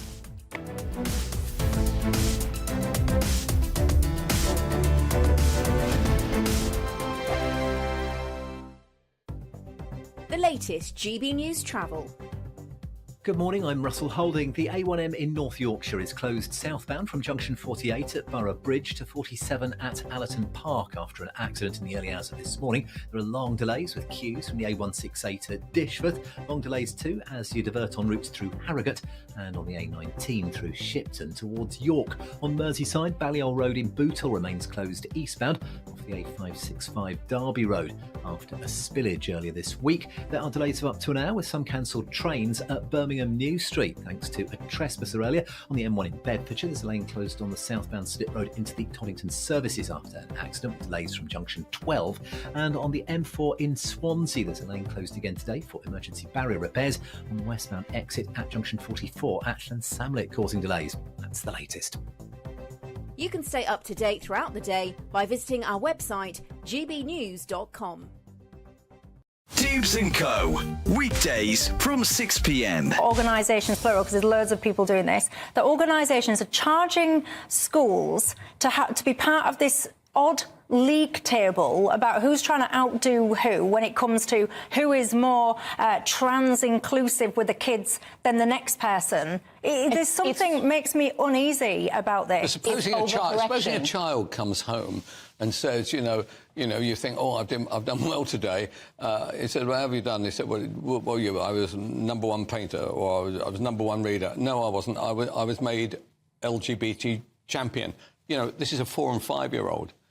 Look, I can understand this, actually, as we develop into the secondary school. I can understand more debates taking place. I cannot understand why we have to thrust it at young children. And I think if you ask the parents, they'd be hostile to it. And what about the role the teacher has to play in all this? Society has been one way, the pendulum is swinging the other way, and they're pushing it very far in order to kind of proliferate change. Mm-hmm. And this is probably the toughest period in that evolutionary process, because the LGBTQ plus community is saying that you've got to really rage against the machine to get people to listen. Because put it like this now, even this conversation, the whole country is listening, the whole world is listening. These are the kinds of eyeballs and ears they haven't had before. And there's going to be friction. There's going to be a locking of heads in the process to getting to a point where you establish a new equilibrium where they feel more incorporated. Like I've said, the greatest force of allies that the LGBTQ plus community has always had is heterosexual women. What you're moving towards now is doing things that is beginning to turn them from allies into people who feel that, oh, for you to thrive, I'm being deprived, and that's a problem. When they realize you're alienating allies, they will understand you've got to recalibrate to have that kind of understanding between both parties.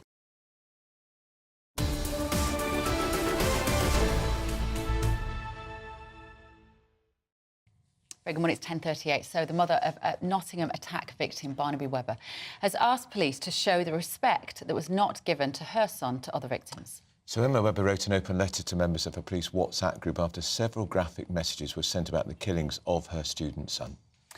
She said that her request to privately and anonymously address the social media group were denied, so she felt forced to write an open letter in the Times newspaper as the only way to reach the staff that were involved. And it's because the Chief Constable who, by the way, has refused to meet her, refused to pass the letter on to the WhatsApp group. Her son, the Chief Constable's son, was part of that WhatsApp group but was not involved in the offensive messaging. And we're not going to give you all the details of the WhatsApp messages because they were quite graphic, but one of the words they use is that some teenagers had been butchered, was some of the language that they used, and somehow these messages got released, I believe, to other friends on the group, other family, and made their way to the mother of Barnaby Webber, who it sounds like has tried to handle it and to be heard in a very diplomatic, a very sensitive way. And the police have not allowed her to do that. And so she then wrote an open letter to the Times newspaper. The police have formed for this. We had the police at Charing Cross Station, all those offensive WhatsApp messages. Remember the images that were shared of the two sisters who were murdered by police officers? Yeah. I think they went to prison. Yeah, they did. And actually, it just feels like these lessons are not being learnt, does it, in relation to these? But then Maggie Oliver was saying at the top of the show that she feels there is a training issue with police officers, there's a funding issue, and maybe they just aren't being taught enough about how to communicate on WhatsApp. Should you have to be taught that kind of thing? The common thread in all of these WhatsApp messages, they were all male police officers. Yeah. GBNews.com/your say to let us know your thoughts. But now, the last surviving member of a Special Forces regiment during World War II has fulfilled his dream to dine at the Ritz Hotel in London. He was celebrating his 102nd birthday in style this week. GB News Royal correspondent Cameron Walker went to meet him. War is not glamorous. We thought it was, actually, when you're young.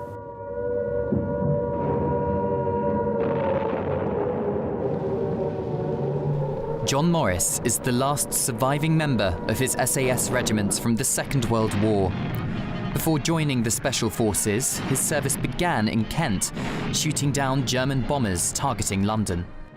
The only thing I shot down, actually, was a chimney, kitchen chimney, accidentally by mistake. Nobody had any breakfast that morning. I wasn't very popular. John was one of the last people to receive a 100th birthday card from Queen Elizabeth II. All birthday cards from the children from Christchurch School. Celebrating his 102nd birthday this week, local school children made him cards, thanking him for his bravery. I think kids should know more about the sacrifice their forefathers made. Not me, I'm no hero, but all the RAF boys had died, and people like that, they don't realise that. They don't know much about it. They don't even know who Hitler was, half of them. John, who's now a Chelsea pensioner, kindly agreed to share his wartime memories. In 1943, he was sent to North Africa with the Royal Artillery and passed Special Forces selection, taking part in the Allied invasion of Italy. 75,000 British and colonial troops were killed in Italy. The Germans fought back very well. Ultimately, the Allies were successful, but a much more powerful natural threat was not far away.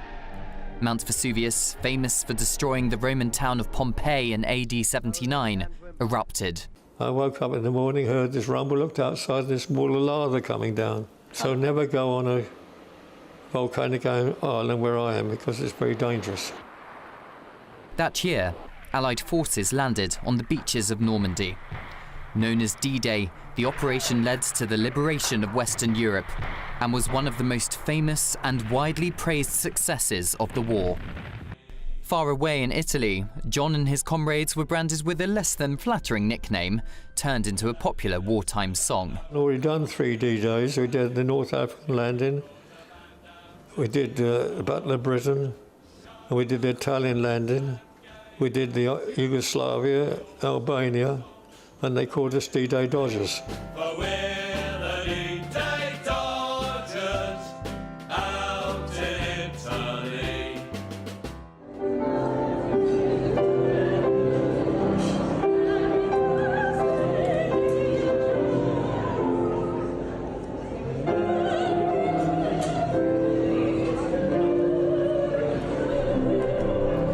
John celebrated his 102nd in style. First a party with the Chelsea pensioners, followed by a champagne lunch organised by friend and Irish Guards ambassador Frederike Crum. The Ritz always had a wonderful relationship with the Chelsea pensioners. We celebrate in style, and he's never been to the Ritz, so that will be worthy of the 102nd birthday. Right, John? That's right. Cameron Walker, GB News. What a lovely, charming story. What a lovely man. Can you take me to the Ritz for lunch? No. Charming. It's very nice. I have been to it. I used to take Mrs Thatcher to lunch at the Ritz. No, you didn't. I did, and every time we left, this was in her fading years, I would say. Right. As we left, the pianist would start playing A Nightingale on Berkeley Square, and I'd be holding on to her arm, and she'd say, "Do you know, dear, that was mine and Dennis's favourite." And, of course, the pianist knew that. Wow. And every time, I'd say most times when we left, the whole restaurant would stand up and give her a standing ovation. Amazing. Very moving. What was she like? I loved her. I have a life-size cutout of Mrs Thatcher in my study. Next to a life-size cutout of Dame Joan Collins. He'll have one of me one day. For dartball practice. Right. Listen, this awful story that's been breaking in London this morning, and we're going to try and bring you some footage of it after this quick break, but there were 5 people have been injured. There was 2 horses escaped. Here we go. We've got some images of it here. 2 horses escaped from the Household Cavalry. Amazing. This morning, they went on a 6-mile rampage through London. They smashed into cars. They cracked the windscreen of a bus. One of the horses obviously is injured there, covered in blood. Oh, bless it. And they are, I mean, that is like, if you connect with a horse in the on run, that's like connecting with a tank. Yeah, well, one of the soldiers was thrown off as well. We're trying to get a few more details of it, but just awful, extraordinary story. Don't go anywhere. We'll try and bring you a little bit more on that. This is Britain's Newsroom on GB News. Morning, here's your GB News weather from the Met Office. It's a bit chilly out there at the moment, but for many of us it's going to be a dry day with some decent sunny spells. Watch out for a touch of frost in some rural spots, and there are already a few showers in parts of the southwest and towards North Sea coastal parts, and here some of them will continue as we go through the afternoon as well. Otherwise, a decent amount of sunshine, especially across western parts of England and Wales and across much of Scotland and Northern Ireland too. Despite the sunny skies though, it is going to feel a little bit chilly. Temperatures below average for the time of year generally, most places into double figures, but just about for some, particularly towards the northeast. As we go through tonight, and most of the showers will die out, and so it is going to be dry for many of us. There will be a bit more cloud perhaps towards eastern parts and a little bit more blustery here, but elsewhere calmer and clear skies means temperatures will take a bit of a drop. A bit more frost around first thing tomorrow morning, then this morning a chilly start for many of us. Again, as we go through tomorrow, a few showers to watch out for across parts of central England into Wales. There may be a few dotted here. Also towards the northeast, across eastern parts of Scotland, some fairly frequent showers and perhaps a little bit breezier here. But otherwise, again, generally fine and dry for many of us. Perhaps just a bit more cloud around compared to today. Nonetheless, many of us will see some sunny spells. Temperatures still a little bit on the low side. Most places just about getting into double figures.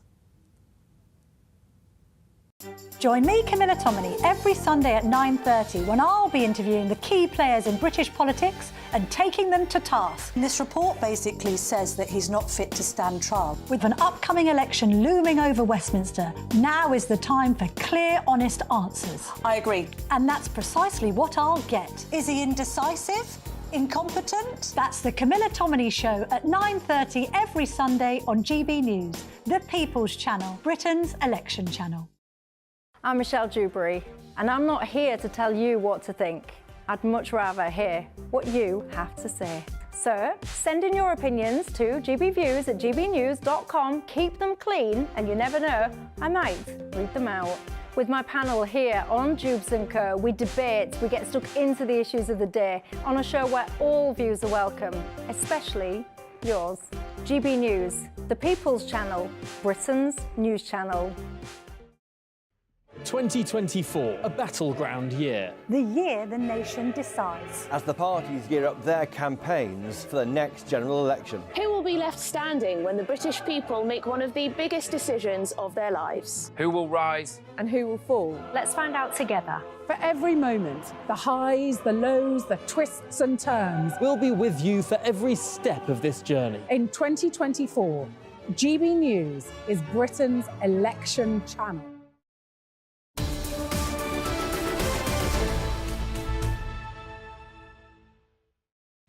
Good morning, 10:48 now. The mother of Nottingham attack victim Barnaby Webber has asked police to show the respect that was not given to her son in WhatsApps.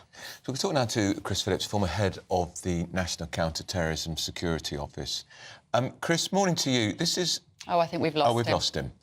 Chris Phillip. We'll get him back. But this is deeply distressing for Barnaby's mum. It really is. He's slain by a deranged knifeman. Calicano, wasn't who isn't convicted of murder, even though he was convicted of attempted murder when he drove the van he was in at some passers-by. I don't understand the difference. And then she has to read these WhatsApp messages. She wanted to communicate directly with the police officers and was told she couldn't by the Chief Constable. That's right. I think we've got Chris now, actually. Yeah. Chris, you're with us now. Chris, this is a very distressing story for Barnaby's mum, for any victims of crime. But to read this, I mean, these police officers are just talking amongst... It's what the sort of conversation I think you'd have probably heard in a police canteen 20 years ago, but now, because of social media, it's put in print, and that's what makes it look so crude and insensitive. Yeah, absolutely, Andrew. And you know, whoever leaked this this message should be absolutely ashamed of themselves, because, yes, it was probably very young officers who were traumatised themselves, I would imagine I would have been if I'd gone to the scene, talking amongst themselves. And there's some lessons here about social media, that anything you put on can be, and probably will be in this day and age, broadcast. And it's unfortunate language, but, you know, it's the sort of language you would hear between military guys, between anyone in the blue light services talking to each other, having dealt with the most horrific incident. And is there, Chris, just playing devil's advocate for a minute, is there something necessary about that, in that, in terms of the trauma that police officers have to deal with, the distress, the worst of humanity that they see, that there is a sort of language which is often quite casual or sometimes crude, maybe, and that's part of the coping mechanism amongst friends? Yeah, well, we've all heard of black humour, and people used to deride what went on in police canteens. It wasn't terrible in canteens. It was people who were in the same boat, effectively talking about the situations that they were in. And you know, there is a thing called black humour, and of course, you know, that is part of it. You know, if you deal with some, I mean, some of the things that I've seen and dealt with over the years, if I hadn't have been able to talk about it and you know, almost laugh about the ridiculousness of it, then goodness knows what would have happened to me. It's just part of human nature, and unfortunately it's a part that you don't want broadcast to the rest of the world. And that's why I say the people that put this out, I mean, I don't know what are they trying to achieve. I don't know. And Barnaby's mum wasn't trying to cause trouble for these police officers either. She wanted to be able to communicate with them directly in a letter, but the Chief Constable said no. And the Chief Constable, by the way, Chris, has also refused to meet Barnaby's mum. I don't understand. Why wouldn't you meet a woman who's been through this terrible experience? This poor lady, and I mean the families, that was the most horrific thing. You know, you just can't imagine how bad that was for the family, for everyone involved, actually, the police officers, the ambulance people that turned up. Goodness knows they need as much support as they can be given. And I think sometimes, you know, we are a bit, the police, I'm saying we, I'm not in the police anymore, they are a bit defensive, but at the end of the day, you know, it does pay to be open and to talk to people and understand them. And they've got, of course, family liaison officers and things that do that. But with a case like this and this unfortunate incident that's playing out today, I just think they deserve everything they get from the police force, including as much support as possible. Yeah. Can we also ask you, Chris, whilst we've got you as the former head of national counter-terrorism, whether you saw the scenes yesterday in London from the St George's parade celebration that horribly predictably became violent and aggressive. Now, some would say that that is because the police arrived prepared for violence with their riot shields and their helmets, anticipating maybe that what they would call far-right campaigners were going to kick off. It was a very different style of policing to what we see on the Palestinian marches. Yeah, I think they worked on intelligence, and sometimes their intelligence is good, sometimes it isn't. It is a very difficult situation. I've talked about this a lot over the last few months. Listen, the police are there to try and keep the peace. And if people are not allowed to go to a certain area, then they need to be stopped. And, of course, I think that's what was happening yesterday. The optics are terrible. You know, I think the police have been far too soft on some of the demonstrations that have happened over the last few months. There's absolutely no doubt about that. But, you know, you have to bear with them as well because they're trying to keep the peace. And a large proportion of society does support what the marchers have been saying.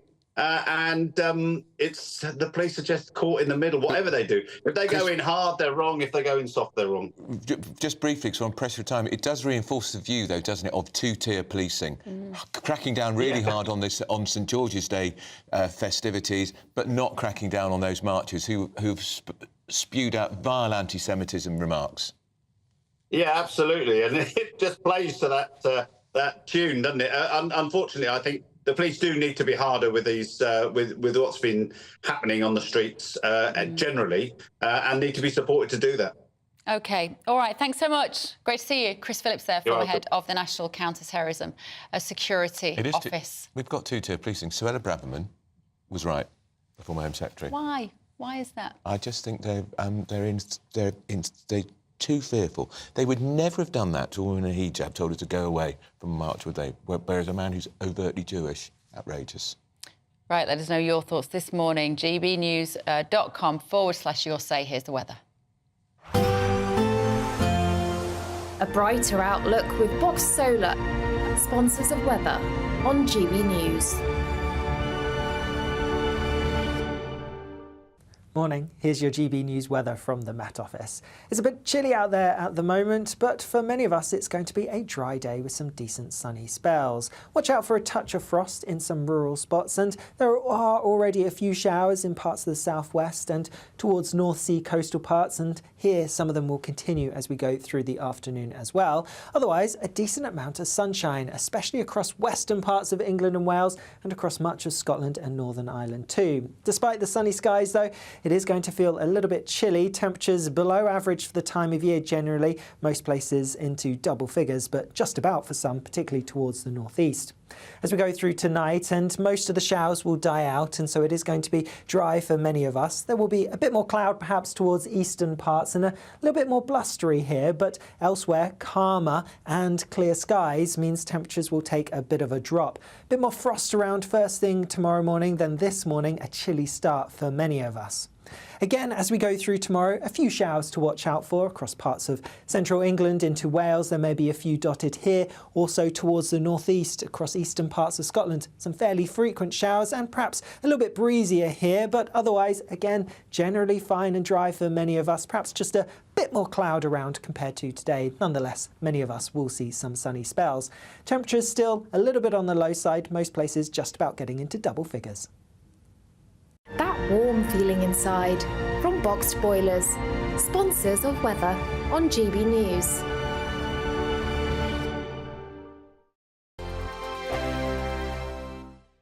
It's the final week to see how you could win our biggest prize yet. With thanks to Variety Cruises, a family company sailing since 1942, you have the chance to win a £10,000 7-night small boat cruise for two. With flights, meals, excursions and drinks included, you'll be able to choose from any one of their 2025 Greek adventures. Plus, you'll also win £10,000 in tax-free cash to make your summer sizzle. And we'll pack you off with these luxury travel gifts. Hurry, as lines close on Friday.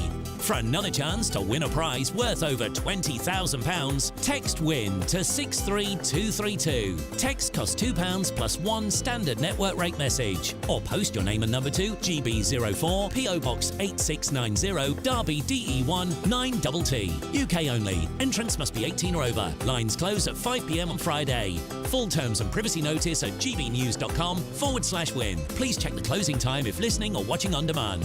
Good luck. Are the newspapers getting you down? My wife didn't divorce me that month. Struggling to separate the wheat from the chaff? I know that it's a bit of a circus at the best of times.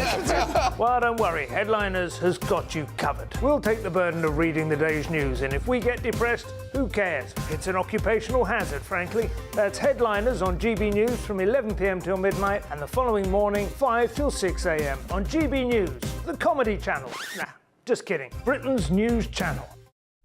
Every Saturday, 10 till 12, we'll bring you all of the news that you need to know. We'll also remind you that there is so much to smile about. It's my favourite time of the week. I get to relax, enjoy some light-hearted stories, and let Ellie teach me about fashion too. That's Saturday Morning Live, every Saturday, 10 till 12. Only on GB News, Britain's news channel. In the GB Newsroom, we bring you the news as it happens. With our team of dedicated journalists across the UK, GB News brings you accurate reporting of the day's topical agenda. When the news breaks, wherever and whenever it's happening, we'll be there. This is GB News. The People's Channel, Britain's news channel. Join me, Neil Oliver, every Sunday night at 6 p.m. on GB News. And if an hour is not nearly enough for you, go to gbnews.com for special extended episodes online every Friday at 9 p.m, where we can truly get into the nitty-gritty of what's going on. GB News, Britain's news channel. I'm Patrick Christys. Every weeknight from 9, I bring you 2 hours of unmissable, explosive debate and headline-grabbing interviews. What impact has that had? We got death threats and the bomb threats on. Our job is to do what's in the best interest of our country. You made my argument for me. My guest and I tackle the issues that really matter, with a sharp take on every story. I'm hearing it up and down the country. That was a beginning, not an end. Patrick Christys tonight from 9 p.m, only on GB News, Britain's news channel.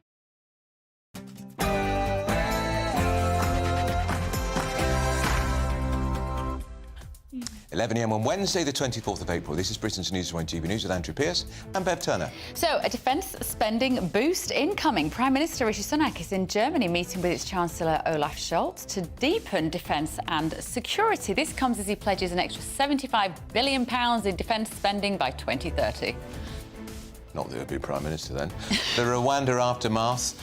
Will those flights to Rwanda act as a deterrent? 250 migrants attempted to cross the channel yesterday, and of course we had those 5 deaths. And countdown to the Olympics. We're going to be chatting to Taekwondo star Bradley Sinden as he ups his training ahead of the Games in the hope of winning a British gold.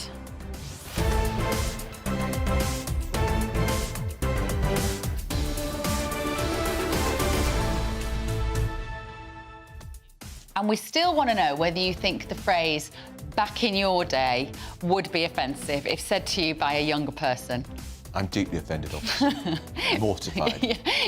What's wrong with the olden days? Luckily, good old days. We're both quite impossible to offend generally, yeah.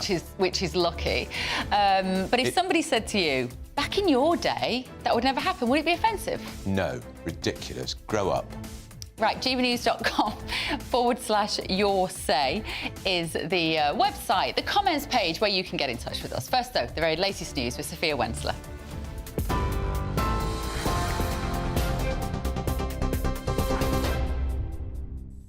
Bev, thank you. Good morning. It's 2 minutes past 11. I'm Sophia Wensler in the GB Newsroom. Your top story this hour. The Defence Secretary has told GB News that rising conflicts around the world have made bolstering Britain's defences more urgent. It's after Prime Minister Rishi Sunak announced that spending would increase to 2.5% of GDP by 2030 in what he called the biggest strengthening of our national defence in a generation. Grant Shapps says that a fall in inflation has helped make the new investment possible, but that it's important Britain leads the way. Conditions are right now, but not only that. You know, the situation in the world, you've seen what's been happening in Ukraine, with Putin continuing to prosecute his illegal war. You've seen what's happening in the Middle East with Iran firing on Israel. I think it's very important for Britain to play its leadership part. The Prime Minister has stepped up and has done that in a very significant way. And I think this is very, very good news for the United Kingdom, our security, and also for our leadership in the rest of the world. Meanwhile, in the US, the Senate voted overwhelmingly to pass a long-awaited aid package for Ukraine, Israel and Taiwan. It's expected to be quickly signed by President Biden, ending months of uncertainty over whether the United States would continue supporting Kyiv. It comes after the bill passed the House of Representatives on Saturday in a show of bipartisan support, despite considerable resistance among some Republicans. Ukraine's President Zelensky says it reinforces the US as a beacon of democracy. The mother of one of the Nottingham attack victims has written an open letter to police after graphic messages were shared in a WhatsApp group. Barnaby Webber, who was 19, was stabbed and killed, along with 2 others, by 32-year-old Valdo Calocane. In an open letter, Barnaby's mother, Emma, says her son was described as properly butchered, among other phrases, and has urged police to show the respect that was not given to her son. She says she chose to publish the letter in the Times newspaper after requests to address the officers directly were denied. 2 military horses, which appeared to be on the loose in central London this morning, have now been contained. Video posted to social media appeared to show one of the animals covered in blood. At least 4 people were reportedly injured as the animals galloped their way through the busy city streets. Westminster Police say they'll now be transported for care. The former leader of the Democratic Unionist Party, Sir Geoffrey Donaldson, has been released on bail. Northern Ireland's longest-serving MP was suspended from the DUP following his arrest last month for what's been described as historical sex charges, including 1 count of rape. In his resignation letter, he said he would be strenuously contesting the allegations. A 58-year-old woman has also been charged with aiding and abetting additional offences in relation to the same investigation. Labour says it will fund an extra 13,000 neighbourhood police officers if it wins the next election. The party says it would guarantee regular patrols in town centres, with neighbourhood drug squads tasked with clamping down on local gangs. Labour cited research showing that 50% of the public say they never see any officer on the beat, up from 27% when they were last in office. The government has previously announced plans to spend £230 million on new technology designed to free up more time for the police. And a 20-mile speed limit on residential roads across Wales could be scrapped by the end of the year. A record-breaking petition opposing the speed restrictions has received almost 500,000 signatures. The Welsh Government warns that reverting back to 30-mile-per-hour speed limits could cost up to £5 million. Ministers are now urging people to have their say on the policy, which could see councils given powers to return limits to where they were. And former Labour Minister and crossbench peer Frank Field has died at the age of 81. Lord Field spent 40 years as MP for Birkenhead and served as Minister for Welfare Reform in Tony Blair's government. He joined the House of Lords in 2020. His family says he'll be mourned by admirers across politics, but above all, he will be greatly missed by those lucky enough to have enjoyed his laughter and friendship. And for the latest stories, sign up to GB News Alerts by scanning the QR code on your screen or go to gbnews.com/alerts. Now it's back to Andrew and Bev.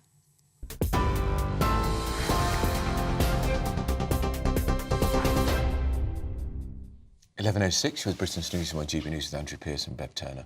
So former DUP leader Sir Geoffrey Donaldson has been released on continuing bail after he appeared at Newry Magistrates Court to face a number of historical sex charges. Well, let's talk to our Northern Ireland reporter, Dougie Beattie. Dougie, he's a huge figure in Northern Ireland politics, isn't he, Geoffrey Donaldson? The longest serving, and I think we can credit him for getting the Northern Ireland Assembly back in business.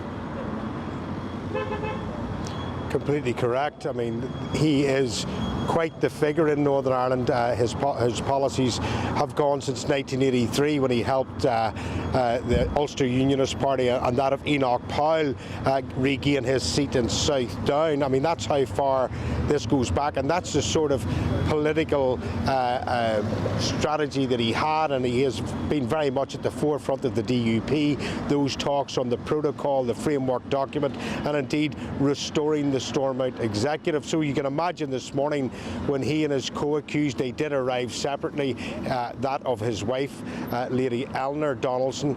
They arrived here separately. Sir Geoffrey arrived with John McBurney, his solicitor, into a massive media scrum. And it must be said that he did look quite frightened going in the door of the court. The two of them appeared side by side in the box in the courtroom, flanked by 2 officers. I mean, from the heights of politics to that was basically shocking for someone like me watching that. And they had to answer charges going from 1985 to 2006 that include gross indecency and rape, and that of aiding and abetting. They have been released on their own bail, and this will come back to court on the 22nd of May. You saw we let you go. Politically, he's been suspended from the DUP, but does he continue to serve as an Assembly member? No, he's an MP, so he continues to hold his seat in Lagan Valley because he says that he is innocent and he is going to contest what is going on here.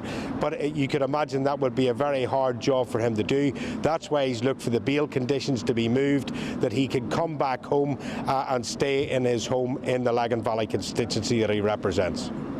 Right, that's DUP extraordinary story. Such a big figure in Northern Ireland. Thanks for joining us. Keep your messages coming in this morning, won't you? gbnews.com/your say. We are hearing from you about these horses that were spooked in London this morning. We're going to be talking to somebody about this in just a moment. Lynn has said, I've just read about the spooked household cavalry horses. What spooked the animals? My heart goes out to the poor lad thrown off and injured, and to those poor horses. It must have been absolutely terrifying for people witnessing it. And Pauline's saying, oh no, Bev Turner's back. Oh, look, he's got to go out. Oh. Look, you can't please everybody. Not everybody likes me, apparently. Anyway, Pauline, GB News will still be here when you get back from wherever you're going.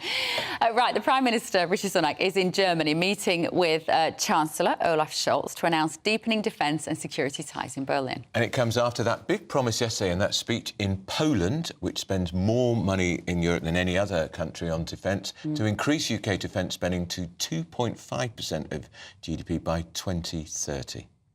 Right, let's cross over to Westminster to join GB News' political editor, Christopher Hope. Good morning, Chris. So the Prime Minister will be hoping that this gets all the positive headlines and makes the people of this country feel that we are very safe in his hands.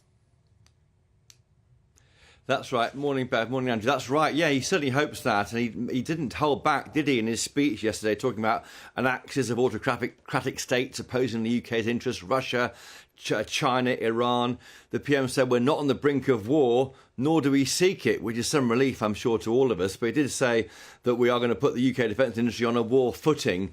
I think this is indication, that the peace dividend we've all enjoyed since the end of the Cold War in 1991 is rapidly coming to an end. 2.5% of GDP is now paid for, priced in by the Tory government. It was announced, first of all, by Boris Johnson in 2022, but no one knew how it would be funded. We now know it will be funded from cuts to civil servants, bringing back the civil service to pre-pandemic levels. It's created a problem for the Labour Party. They have said they won't support it yet until they've done a defence review expected in the first year if that party forms the next government. So wait and see if that will happen. They want to get there to 2.5%, but I'm not sure if they can. The challenge, I think, the Tories are saying politically to Labour, will you cut civil service jobs to fund defence? That's a question which Labour will have to answer, and will they answer it to ensure that people feel safe by voting Labour?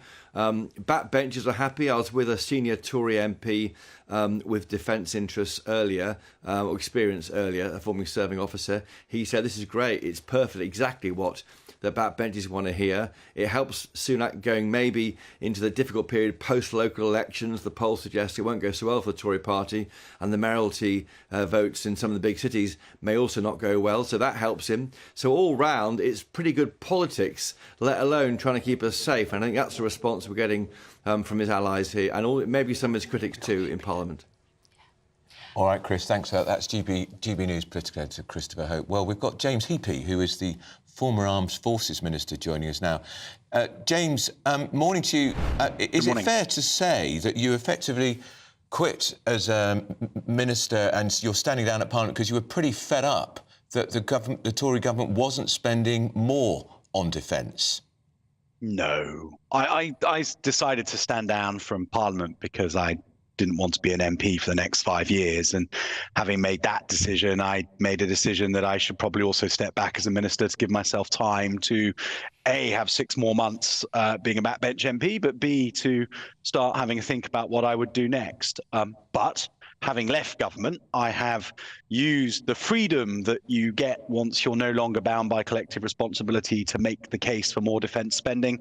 And I'm delighted that the Prime Minister has answered the call as emphatically as he has yesterday. Well, we talked to Kevin Jones, Labour, of course, no surprise. He said this is all spin and hot air because next year, in fact, James, you would know better than anybody, defence spending will actually fall next year. I just...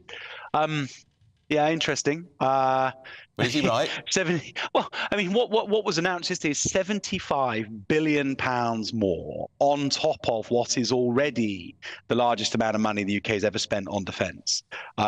And that will be transformative if we are getting to the point where that sort of announcement, the key principle of which is 2.5% of our GDP from the end of the decade will be spent on defence, and between now and then we will move incrementally towards that target.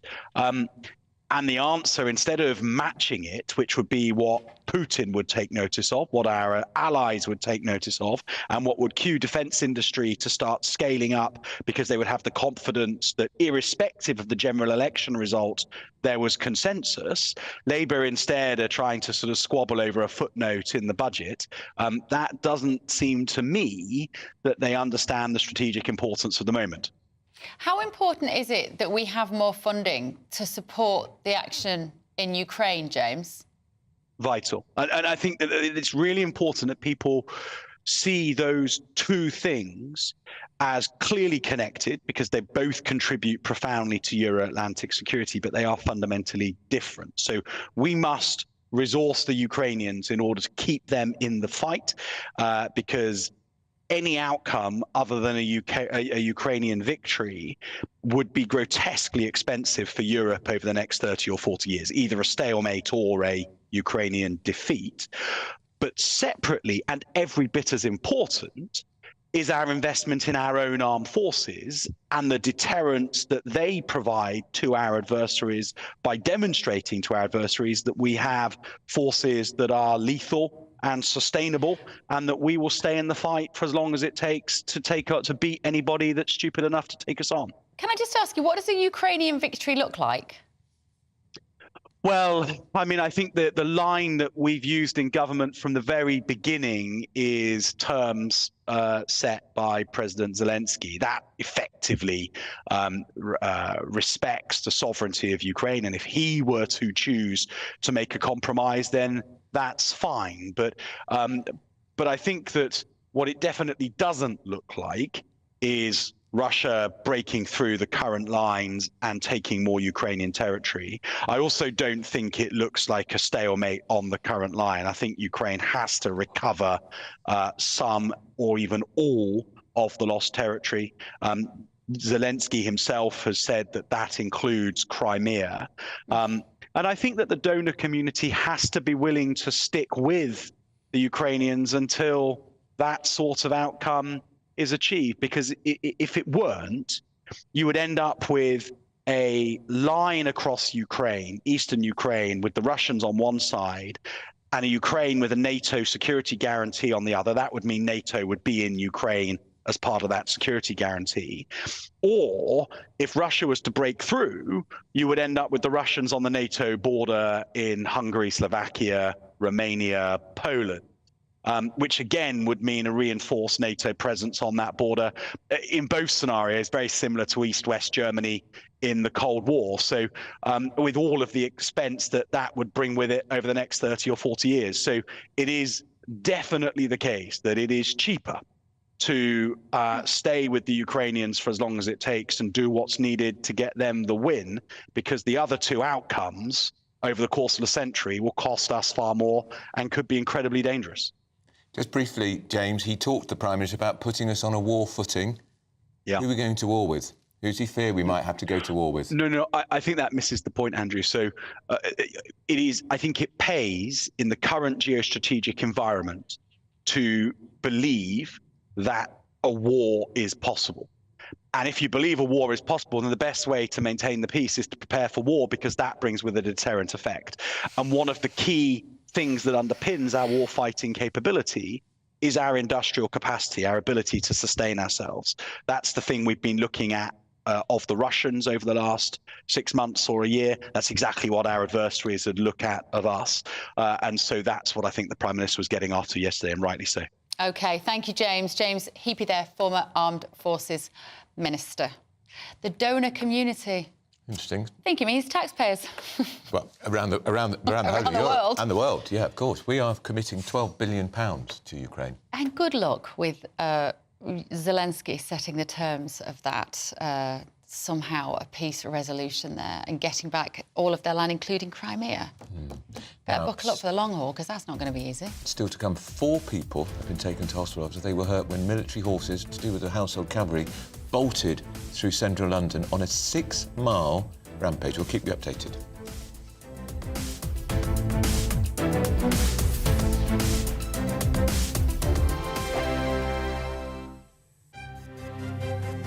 GB News Breakfast, every day from 6 a.m. On to another controversial character, this time Prince Harry. He's back in the headlines after a High Court judge ruled he must pay 90% of the Home Office legal costs for the case regarding the downgrading of his security. And it could cost him in excess of £1 million. But he says he is determined to fight on. Let's speak to our royal correspondent, Cameron Walker. What do you make of this? Well, it's a pretty hefty bill, Eamon. This all dates back, if you think, to 2020, when he stood back as a working member of the royal family. The Home Office downgraded his security, essentially, because he is no longer a working member of the royal family. Prince Harry argued that his family could not be safe in the UK. He also alleged that a paparazzi chased his car after the World Child Awards in 2021 when he came back to the UK. He sued the Home Office because his lawyers argued that he'd been singled out and treated less favourably than others in his position. In February, the High Court ruled that the decision to change his security was not unlawful or irrational, and they were entitled, the Home Office, to take the decision they did. Then yesterday, Prince Harry lost his initial bid to appeal that ruling from the High Court, and the judge ordered him to pay 90% of the Home Office's costs. But the judge agreed to a modest reduction, but that was only a 10% reduction, which is why we've got this 90% figure. But Prince Harry is going to directly appeal, so he does have the money to pursue these legal cases. He also has a couple of cases against various newspaper groups in the United Kingdom, and he sees it as his life's mission, really, to hold people to account, including the Home Office. But by doing that, he's also potentially bringing a bit of a hefty cost to us as a taxpayer, because this is the Home Office, who clearly is funded by taxpayers, and they're having to fork out this legal money. If Prince Harry wins the appeal, then us as taxpayers are out of pocket.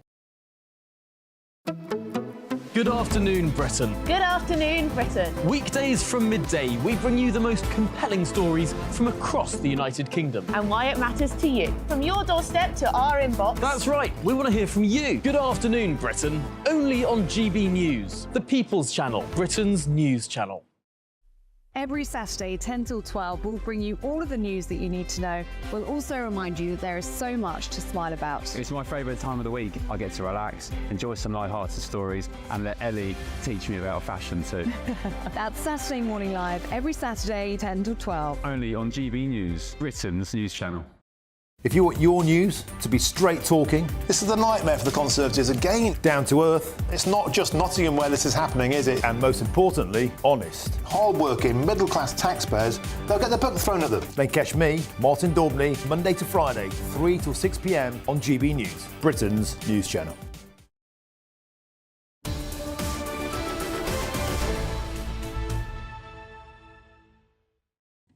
11:21, we got there in the end. You're with Britain's News, we're on TV News, Andrew Pisbetter. The panel is back: Mike Parry and trade unionist and political commentator Andy MacDonald.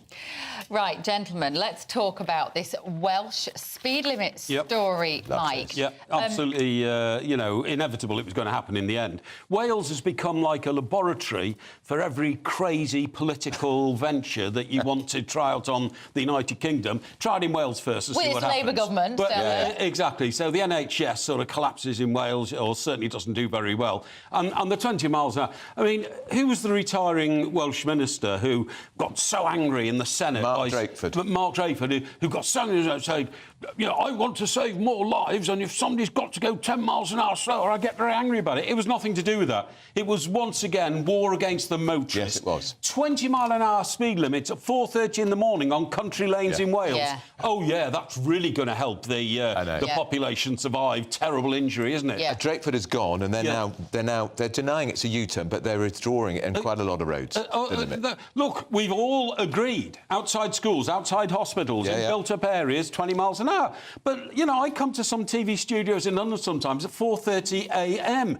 in a powerful car that has got to do 20 miles an hour on deserted streets with no pedestrians and no other roads. It's just trying to control the motorists. And also they get money out of you because way besides you go over the limit, a camera will get you. It's run into millions now, literally millions. A friend of mine got done twice on the embankment in London in 2 days for doing 21 and 23 miles an hour before he'd even realised it was a 20 mile an hour You couldn't limit. do that at 3 o'clock in the afternoon because it's nose to bumper on the embankment. No, this was early morning going to work. And it's really serious, Andy. I was chatting to a woman that I met on holiday this week who was a taxi driver. She started driving taxis to just make some money and earn a living. And she got 3 tickets within a couple of weeks. And like you say, 4 o'clock in the morning, going 34 in a 30. Small misdemeanours. And because she got clocked on camera, she's lost a licence, and that's lost her livelihood. And Bev, remember, that friend of yours also, sorry to interrupt there, will be losing money because she only gets paid a set fare for the journey. Right. But if the journey takes a third longer because you've got to go a third slower, you're losing money every day. It's bad, isn't it? I think in 30 miles per hour, that's not a 20 mile per hour zone. 30 miles per hour, you could kill someone going at 30 mile an hour. Like there is a difference, though. Yeah, there is a difference between that. I think, you know, in Wales they did get it wrong. I think in densely populated areas there should probably be a safety limit. You know, that's agree. But I think they did take it too far on some of those longer country lanes. I think that's silly. And I think the new First Minister, you know, new administration, new, you know, Transport Minister in Wales. Why does he admit it's a U-turn? It's probably just a game of spin, really, isn't it? He doesn't want to get bogged down in semantics. Refining the policy. He's a U-turn. He's just, his press officer has gone out and, you know, he's not accepting it's a U-turn, probably because he doesn't want to play too much into kind of car lingo there. But people respect politicians more when they admit we've got it wrong. We got it wrong, and we're changing it. And by the way, I've read that the initial planning for it and all the new signs cost £34 million in Wales. Amazing. There's a lot of things you can do with 34 million quid in Wales instead of putting in 20 mile an hour road signs. I can't bear it. Right, shall we move on to the booming economy? Booming economy, Mike. Who knew the FTSE 100 stock index of the UK's biggest public listed companies has reached a record high? Yes. Apparently, this country is doing well. We're doing extremely well, but it's not just the booming FTSE. We've got a report from independent analysts saying that Britain's output now is overtaking our European nations. I mean, we're already doing better than Germany in our economy. Germany slipped into recession before we did. But what I most despair about is that when we get these great stories about how well our economy's doing, doesn't really seem to get, you know, that wide an audience. Why aren't government ministers jumping up and down saying we're doing very well? Yesterday we had a government minister on, the Minister for Exports, Lord Offord. Anybody here heard of Lord Offord? No, absolutely. Talking about how we've overtaken, we're now in the top 4 for exporting nations, overtaken France. Why isn't the Chancellor saying it, or the Prime Minister? I totally agree. I mean, in the UK, right, the figures are households are now splashing out, so home centres are selling more goods and all that, but our services sector, which has always been strong, bars, restaurants, law and accountancy and financial services are booming and helping to stimulate the economy. In fairness, I do have a separate set of headlines here. You know, 6 days ago in the FT, UK rental costs rise at a record 9.2%. That's because we have houses. Mortgage costs rise. Mortgage rises confirm higher rates. That was in the BBC yesterday. Retail sales, shoppers shun department stores as prices rise. 4 days ago in the BBC. For normal people in the UK, they're not seeing the benefit of this. Honestly, prices are still rising. Yeah, but a booming stock market is good for your pension. Of course it is. OK, great for pensioners, but if you think about everybody else in the country, they're clearly struggling. People are about to retire. That's good news, because that's going to be reflected in their pension. I mean, fantastic. I mean, they'll need a rise in their pension, considering the rise in prices that's going on, in the headlines. Well, those rising prices are actually coming down now. Inflation is coming down. No, it's not coming down. The rise of inflation is coming down. That's what I mean, but it's coming down. But prices are still going up. And we all know that inflation was caused by factors outside anybody's control. I think the government have done a good job. But it'll soon be down to 2% this year. Prices are still going up. No. Just the rise of prices is going down. But it's good news, isn't it, if the rate of inflation is coming down? Sure, the prices aren't going to be cut, are they? You have to concede some things are going rather well. Can't you concede that? For normal people, they're not seeing the benefit. Right, well, I think they are. I think they are. If the bar sector's booming, restaurants... You're obviously not normal. No, I'm not normal. I do hate it when some of our national broadcasters, you know, rush to lead the 6 o'clock news with Britain goes into recession, you know, 0.2%. Yeah. And 2 months later, when we've come out of that... They ignore it. Completely ignored. You're not normal, Mike, are you? Because you're what might be called a middle-aged babe magnet, is what you described. Well, I'm sorry, that's a moniker attached to me. It wasn't my invention. You've got to tell us about this story, which suggests about reheating old friendships. What does the story tell us? Well, what it says is never go back to old friendships because they don't work. Now, they don't specifically say old boyfriend, girlfriend. They say old acquaintances. Now, funny enough, quite recently, I had a lunch in Fleet Street with an old journalistic colleague I probably haven't seen for 20 years, but for some reason our paths crossed, and we went to Elvino's, actually. I know it very well, yeah, and legendary. It was shocking. We had nothing to talk about, nothing. Was this male or female? Male. An old colleague who I used to work with on the road and suddenly found that our lives had so diverse. Really? But my worst one is when I got into radio and, you know, had a public voice, an old girlfriend from 28 years ago contacted me and wanted to get back together. And she came to London to see me. And it was disastrous because, you know, phones weren't as good in those days. I didn't know what she even looked like.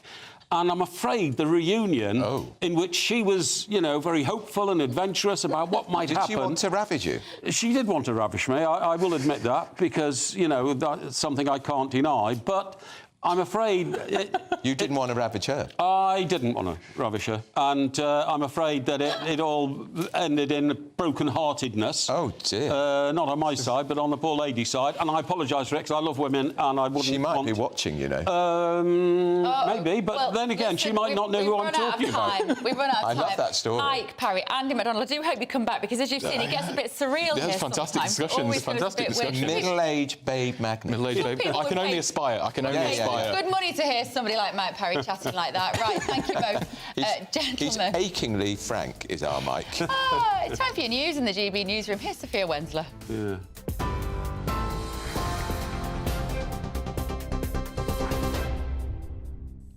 Thanks, Bev. I'm Sophia Wensler in the GB Newsroom. Your headlines.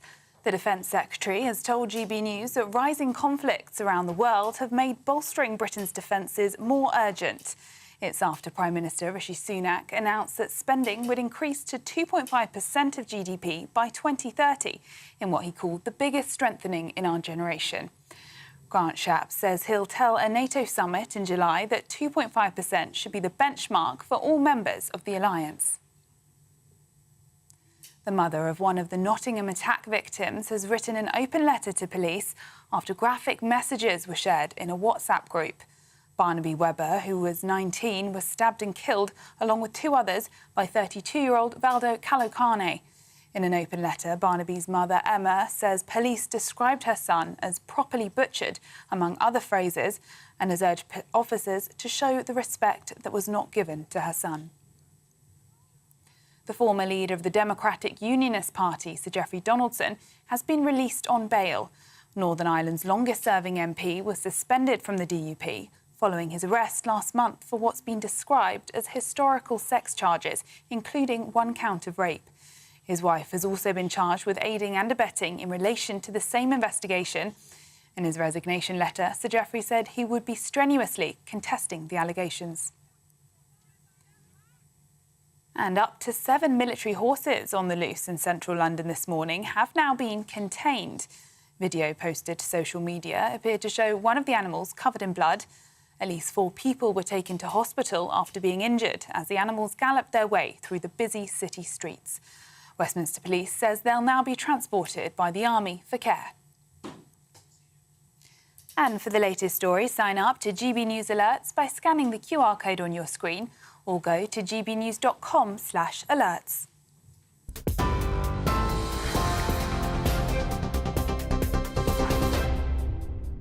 Cheers Britannia Wine Club proudly sponsors the GB News Financial Report.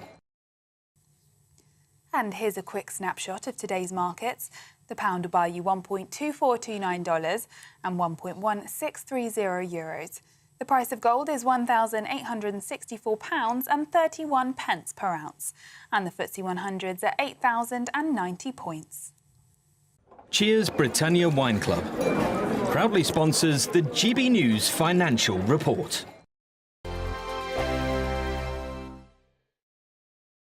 This is GB News, Britain's news channel. Sadiq Khan has been accused once again of plotting to bring in a pay-per-mile charging scheme in London, after a Labour councillor said it was only ruled out for now. A spokesperson for Conservative mayoral candidate Susan Hall told GB News the mask has slipped and Sadiq Khan's plans for pay-per-mile are as clear as day.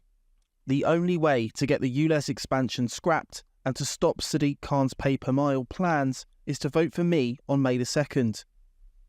Khan has faced significant backlash for his ULEZ expansion, which saw the scheme extended to cover Outer London. He has previously ruled out introducing pay-per-mile in London, accusing Susan Hall's team of spreading misinformation around the issue. However, Sadiq Khan's transport strategy appears to commit the mayor to conducting a review of road user charging schemes, which could involve the introduction of a pay-per-mile style levy. The strategy report was published in 2018 and revised in 2022. It says these could replace schemes such as the congestion charge, low emission zone and the ULEZ. In doing so, the mayor will consider the appropriate technology for any future schemes and the potential for a future scheme that reflects distance, time, emissions, road danger and other factors in an integrated way. Last week, a spokesman for Mr Khan said, "This is an absolute nonsense from a Tory party desperate to distract from their 14 years of failure and is categorically untrue." Sadiq has definitively ruled out pay-per-mile. Pay-per-mile was first proposed in Boris Johnson's transport strategy when he was mayor. Nicholas Dunning, GB News. We're GB News, and we come from a proud tradition of British journalism. That's why I'm so excited to be here. It's something so new. The first news channel to be launched in Britain in over 30 years. Launched to represent the views of the British people. To go where other broadcasters refuse to go. How did you find out about the story in the first place? Launched with one aim. To be the fearless champion of Britain. It's an absolutely fantastic atmosphere here. This is GB News. The People's Channel. GB News, Britain's news channel. Are the newspapers getting you down? My wife didn't divorce me that month. Struggling to separate the wheat from the chaff? I know that it's a bit of a circus at the best of times. Well, don't worry. Headliners has got you covered. We'll take the burden of reading the day's news, and if we get depressed, who cares? It's an occupational hazard, frankly. That's Headliners on GB News from 11 p.m. till midnight, and the following morning, 5 till 6 a.m. on GB News, the comedy channel. Nah, just kidding. Britain's news channel.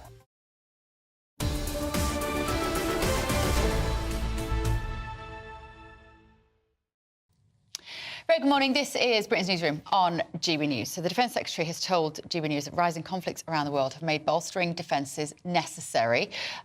We will be maybe bringing you some footage of Rishi Sunak in Germany this morning. He's meeting the German Chancellor. He's on this grand tour of Europe. You know, Prime Ministers often do that when they're reaching the end of their sell-by. Where was Mrs Thatcher when her premiership came to an end? Walking around the world. She was at the Opera in Paris. Oh, and having dinner with you, by the sounds of it, also was one of her other options. Yeah. Now, more than 400 migrants crossed the Channel illegally yesterday. The day 5 other migrants, of course, drowned in French waters, according to latest Home Office figures. Well, our Home and Security Editor, Mark White, joins us now. Mark, I saw that footage, by the way, of the French police just looking the other way. They didn't give a hoot when that boat was loaded into the water, and I think that was actually the one that lost the 5. Yeah, it was, and actually we've got some exclusive pictures of that very same boat that is out in the Channel after the tragedy. Remarkably, incredibly, those on board, the majority of them wanted to continue their journey to the UK. Hopefully we can bring you those exclusive pictures just now. But they show that boat out in the middle of the Channel, trying to make its way there. You can see that French patrol vessel just escorting it, because 58 of those remained on the boat despite the fact that 5 had drowned, refusing to get off the boat, and they made their way to UK waters, where the Dover lifeboat picked them up and took them to Dover Harbour. Now, what's also come to light about the incident on the beach, we revealed this yesterday afternoon, is that a group of African migrants, a large group of African migrants, stormed this boat as other migrants were pushing it into the water to go on this journey to the UK. They effectively hijacked it, forced their way on board. So instead of 50, 60 people on board, we had 112. Never before have we seen 112 on this small boat. This is when there is 58 on the boat heading to the UK. It looks absolutely packed now. Yeah.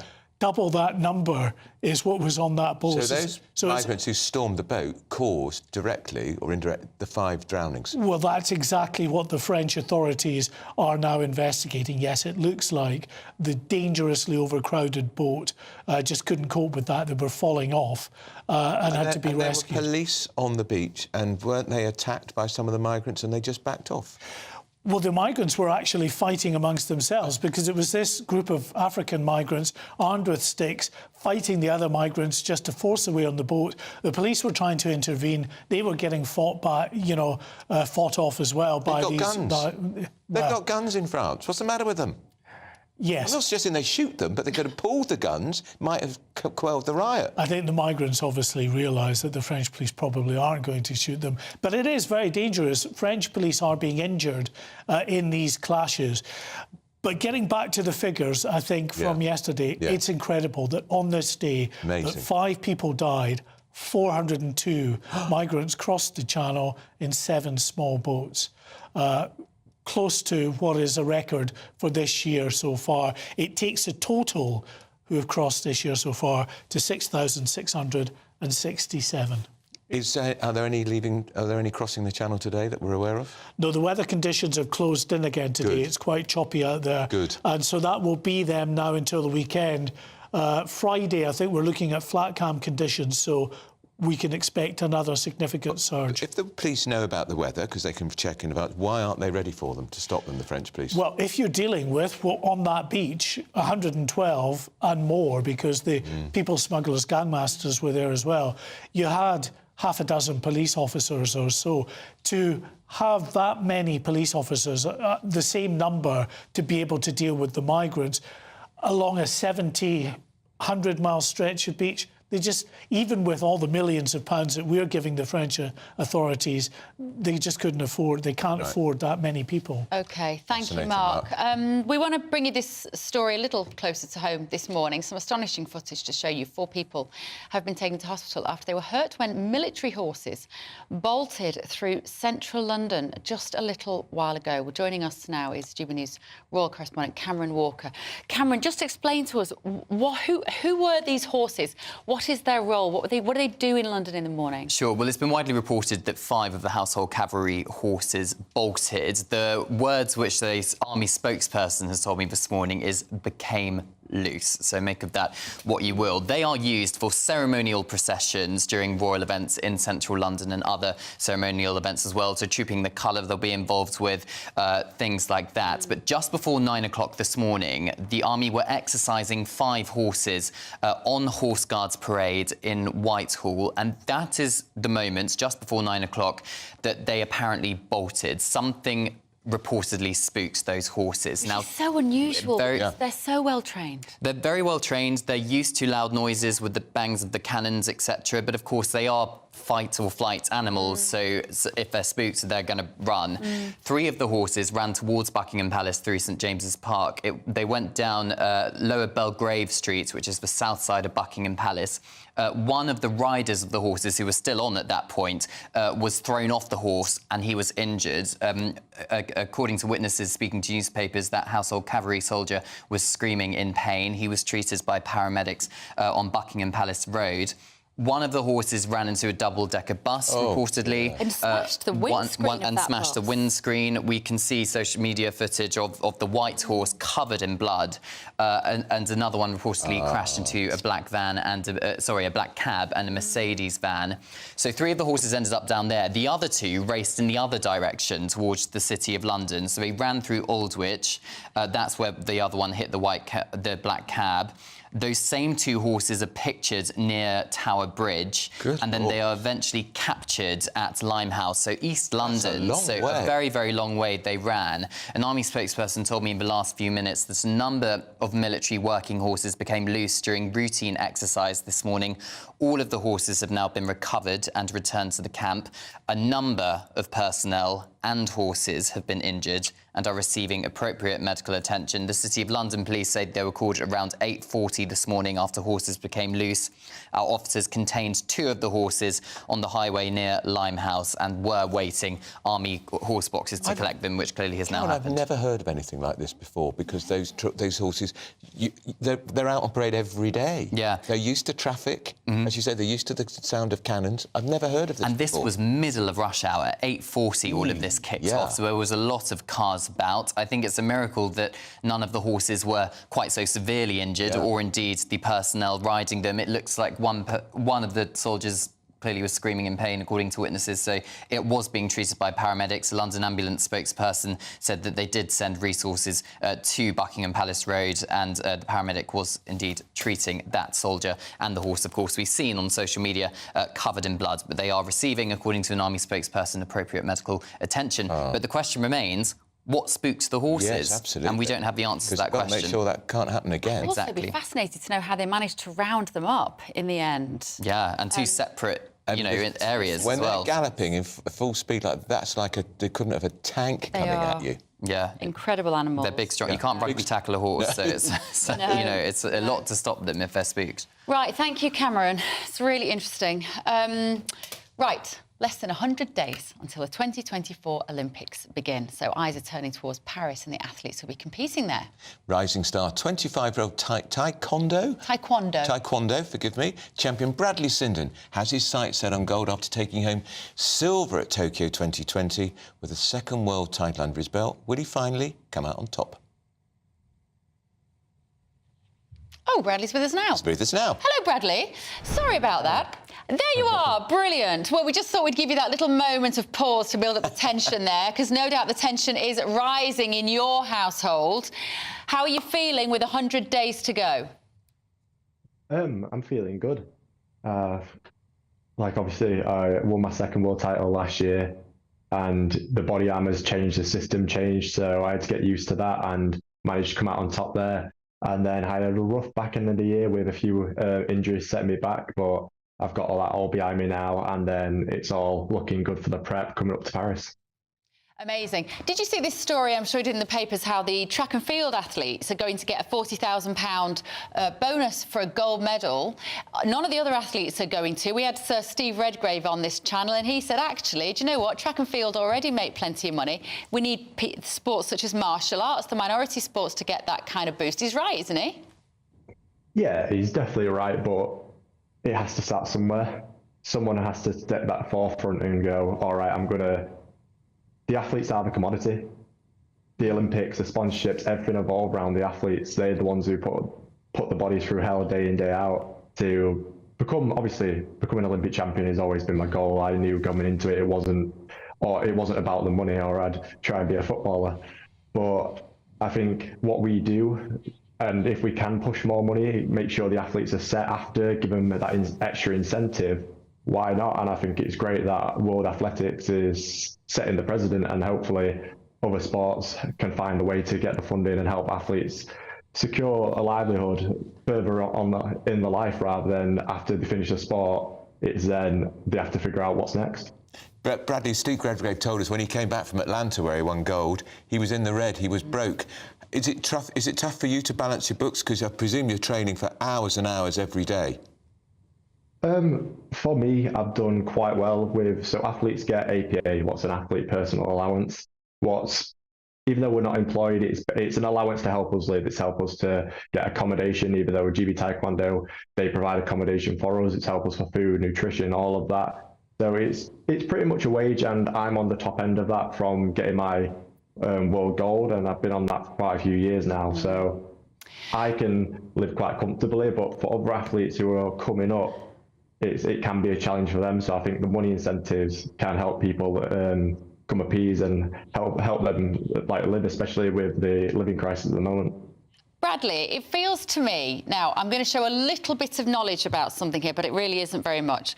But martial arts, particularly with jiu-jitsu, with the mixed martial arts fighting online and stuff now, it feels like you've never had so much attention and profile.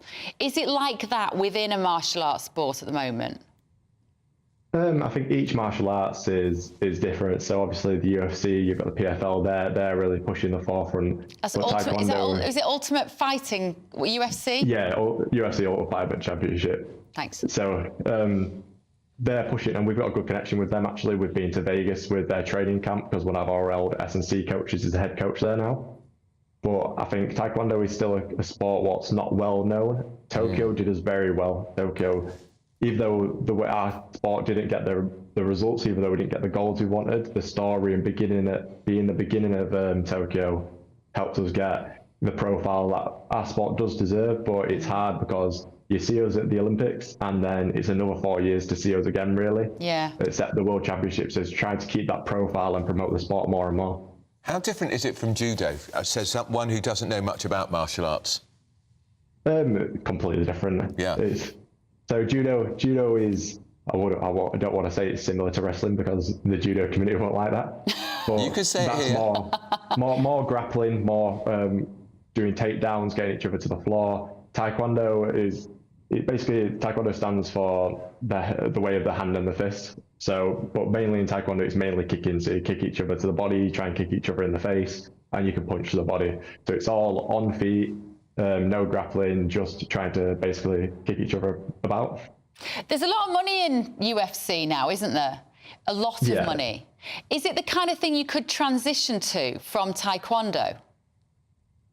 So I think people do try, but jiu-jitsu is a very key in wrestling as well, because UFC, you can be amazing on feet, but as soon as someone takes you to the ground, then you're screwed pretty much. It's because Taekwondo is a on-board sport, upper body, stand on feet. But the difference is we've got that fundamentals, and UFC is a lot longer. You can keep going into your 40s.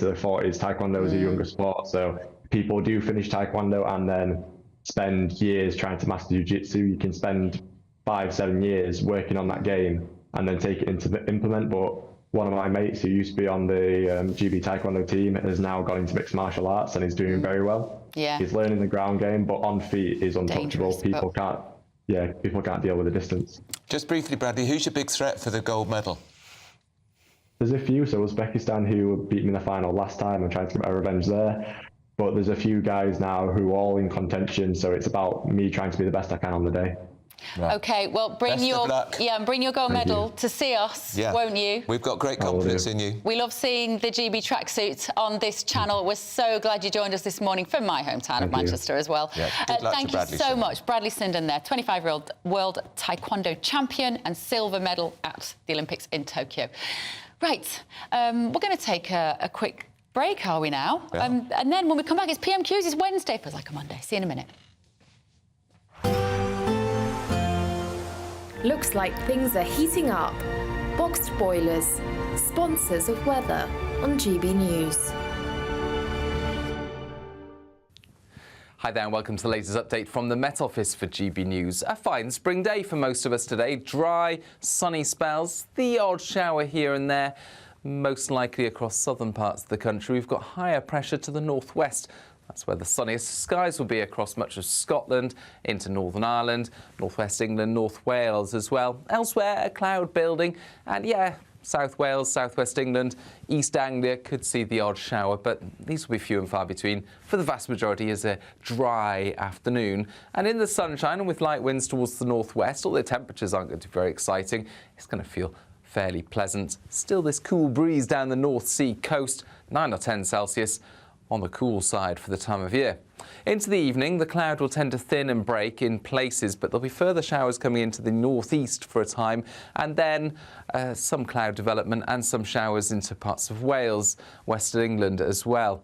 With the cloud, temperatures will stay up at 4 or 5 Celsius, but where we do see some clear spells, well, it's going to be a frosty start on Thursday, especially for parts of Scotland, Northern Ireland as well. A chill in the air first thing, but plenty of sunshine here, and actually it stays largely dry towards the northwest once again, whilst I think a cloudier day is expected elsewhere, particularly into the afternoon, where there'll be some showers for the Midlands, East Anglia and the southeast. Highs of 13 or 14 Celsius.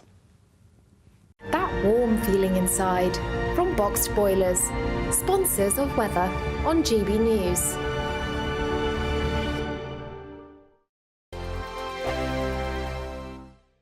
It's the final week to see how you could win our biggest prize yet. There's an incredible £10,000 in tax-free cash to spend however you like. Plus, courtesy of Variety Cruises, a bespoke 7-night small boat cruise for two worth £10,000. With flights, meals, excursions and drinks included, your next holiday could be on us. Choose any one of their 2025 Greek adventures and find your home at sea. We'll also send you packing with these luxury travel gifts. Hurry, as lines close on Friday. For another chance to win a prize worth over £20,000, text WIN to 63232. Text costs £2 plus one standard network rate message. Or post your name and number to GB04 PO Box 8690 Derby DE1 9TT. UK only. Entrants must be 18 or over. Lines close at 5 p.m. on Friday. Full terms and privacy notice at gbnews.com/win. Please check the closing time if listening or watching on demand. Good luck. I'm Michelle Dewberry, and I'm not here to tell you what to think. I'd much rather hear what you have to say. So, send in your opinions to gbviews@gbnews.com. Keep them clean, and you never know, I might read them out. With my panel here on Jubes & Co, we debate, we get stuck into the issues of the day on a show where all views are welcome, especially yours. GB News, the People's Channel, Britain's news channel. Are the newspapers getting you down? My wife didn't divorce me that month. Struggling to separate the wheat from the chaff? I know that it's a bit of a circus at the best of times. Well, don't worry. Headliners has got you covered. We'll take the burden of reading the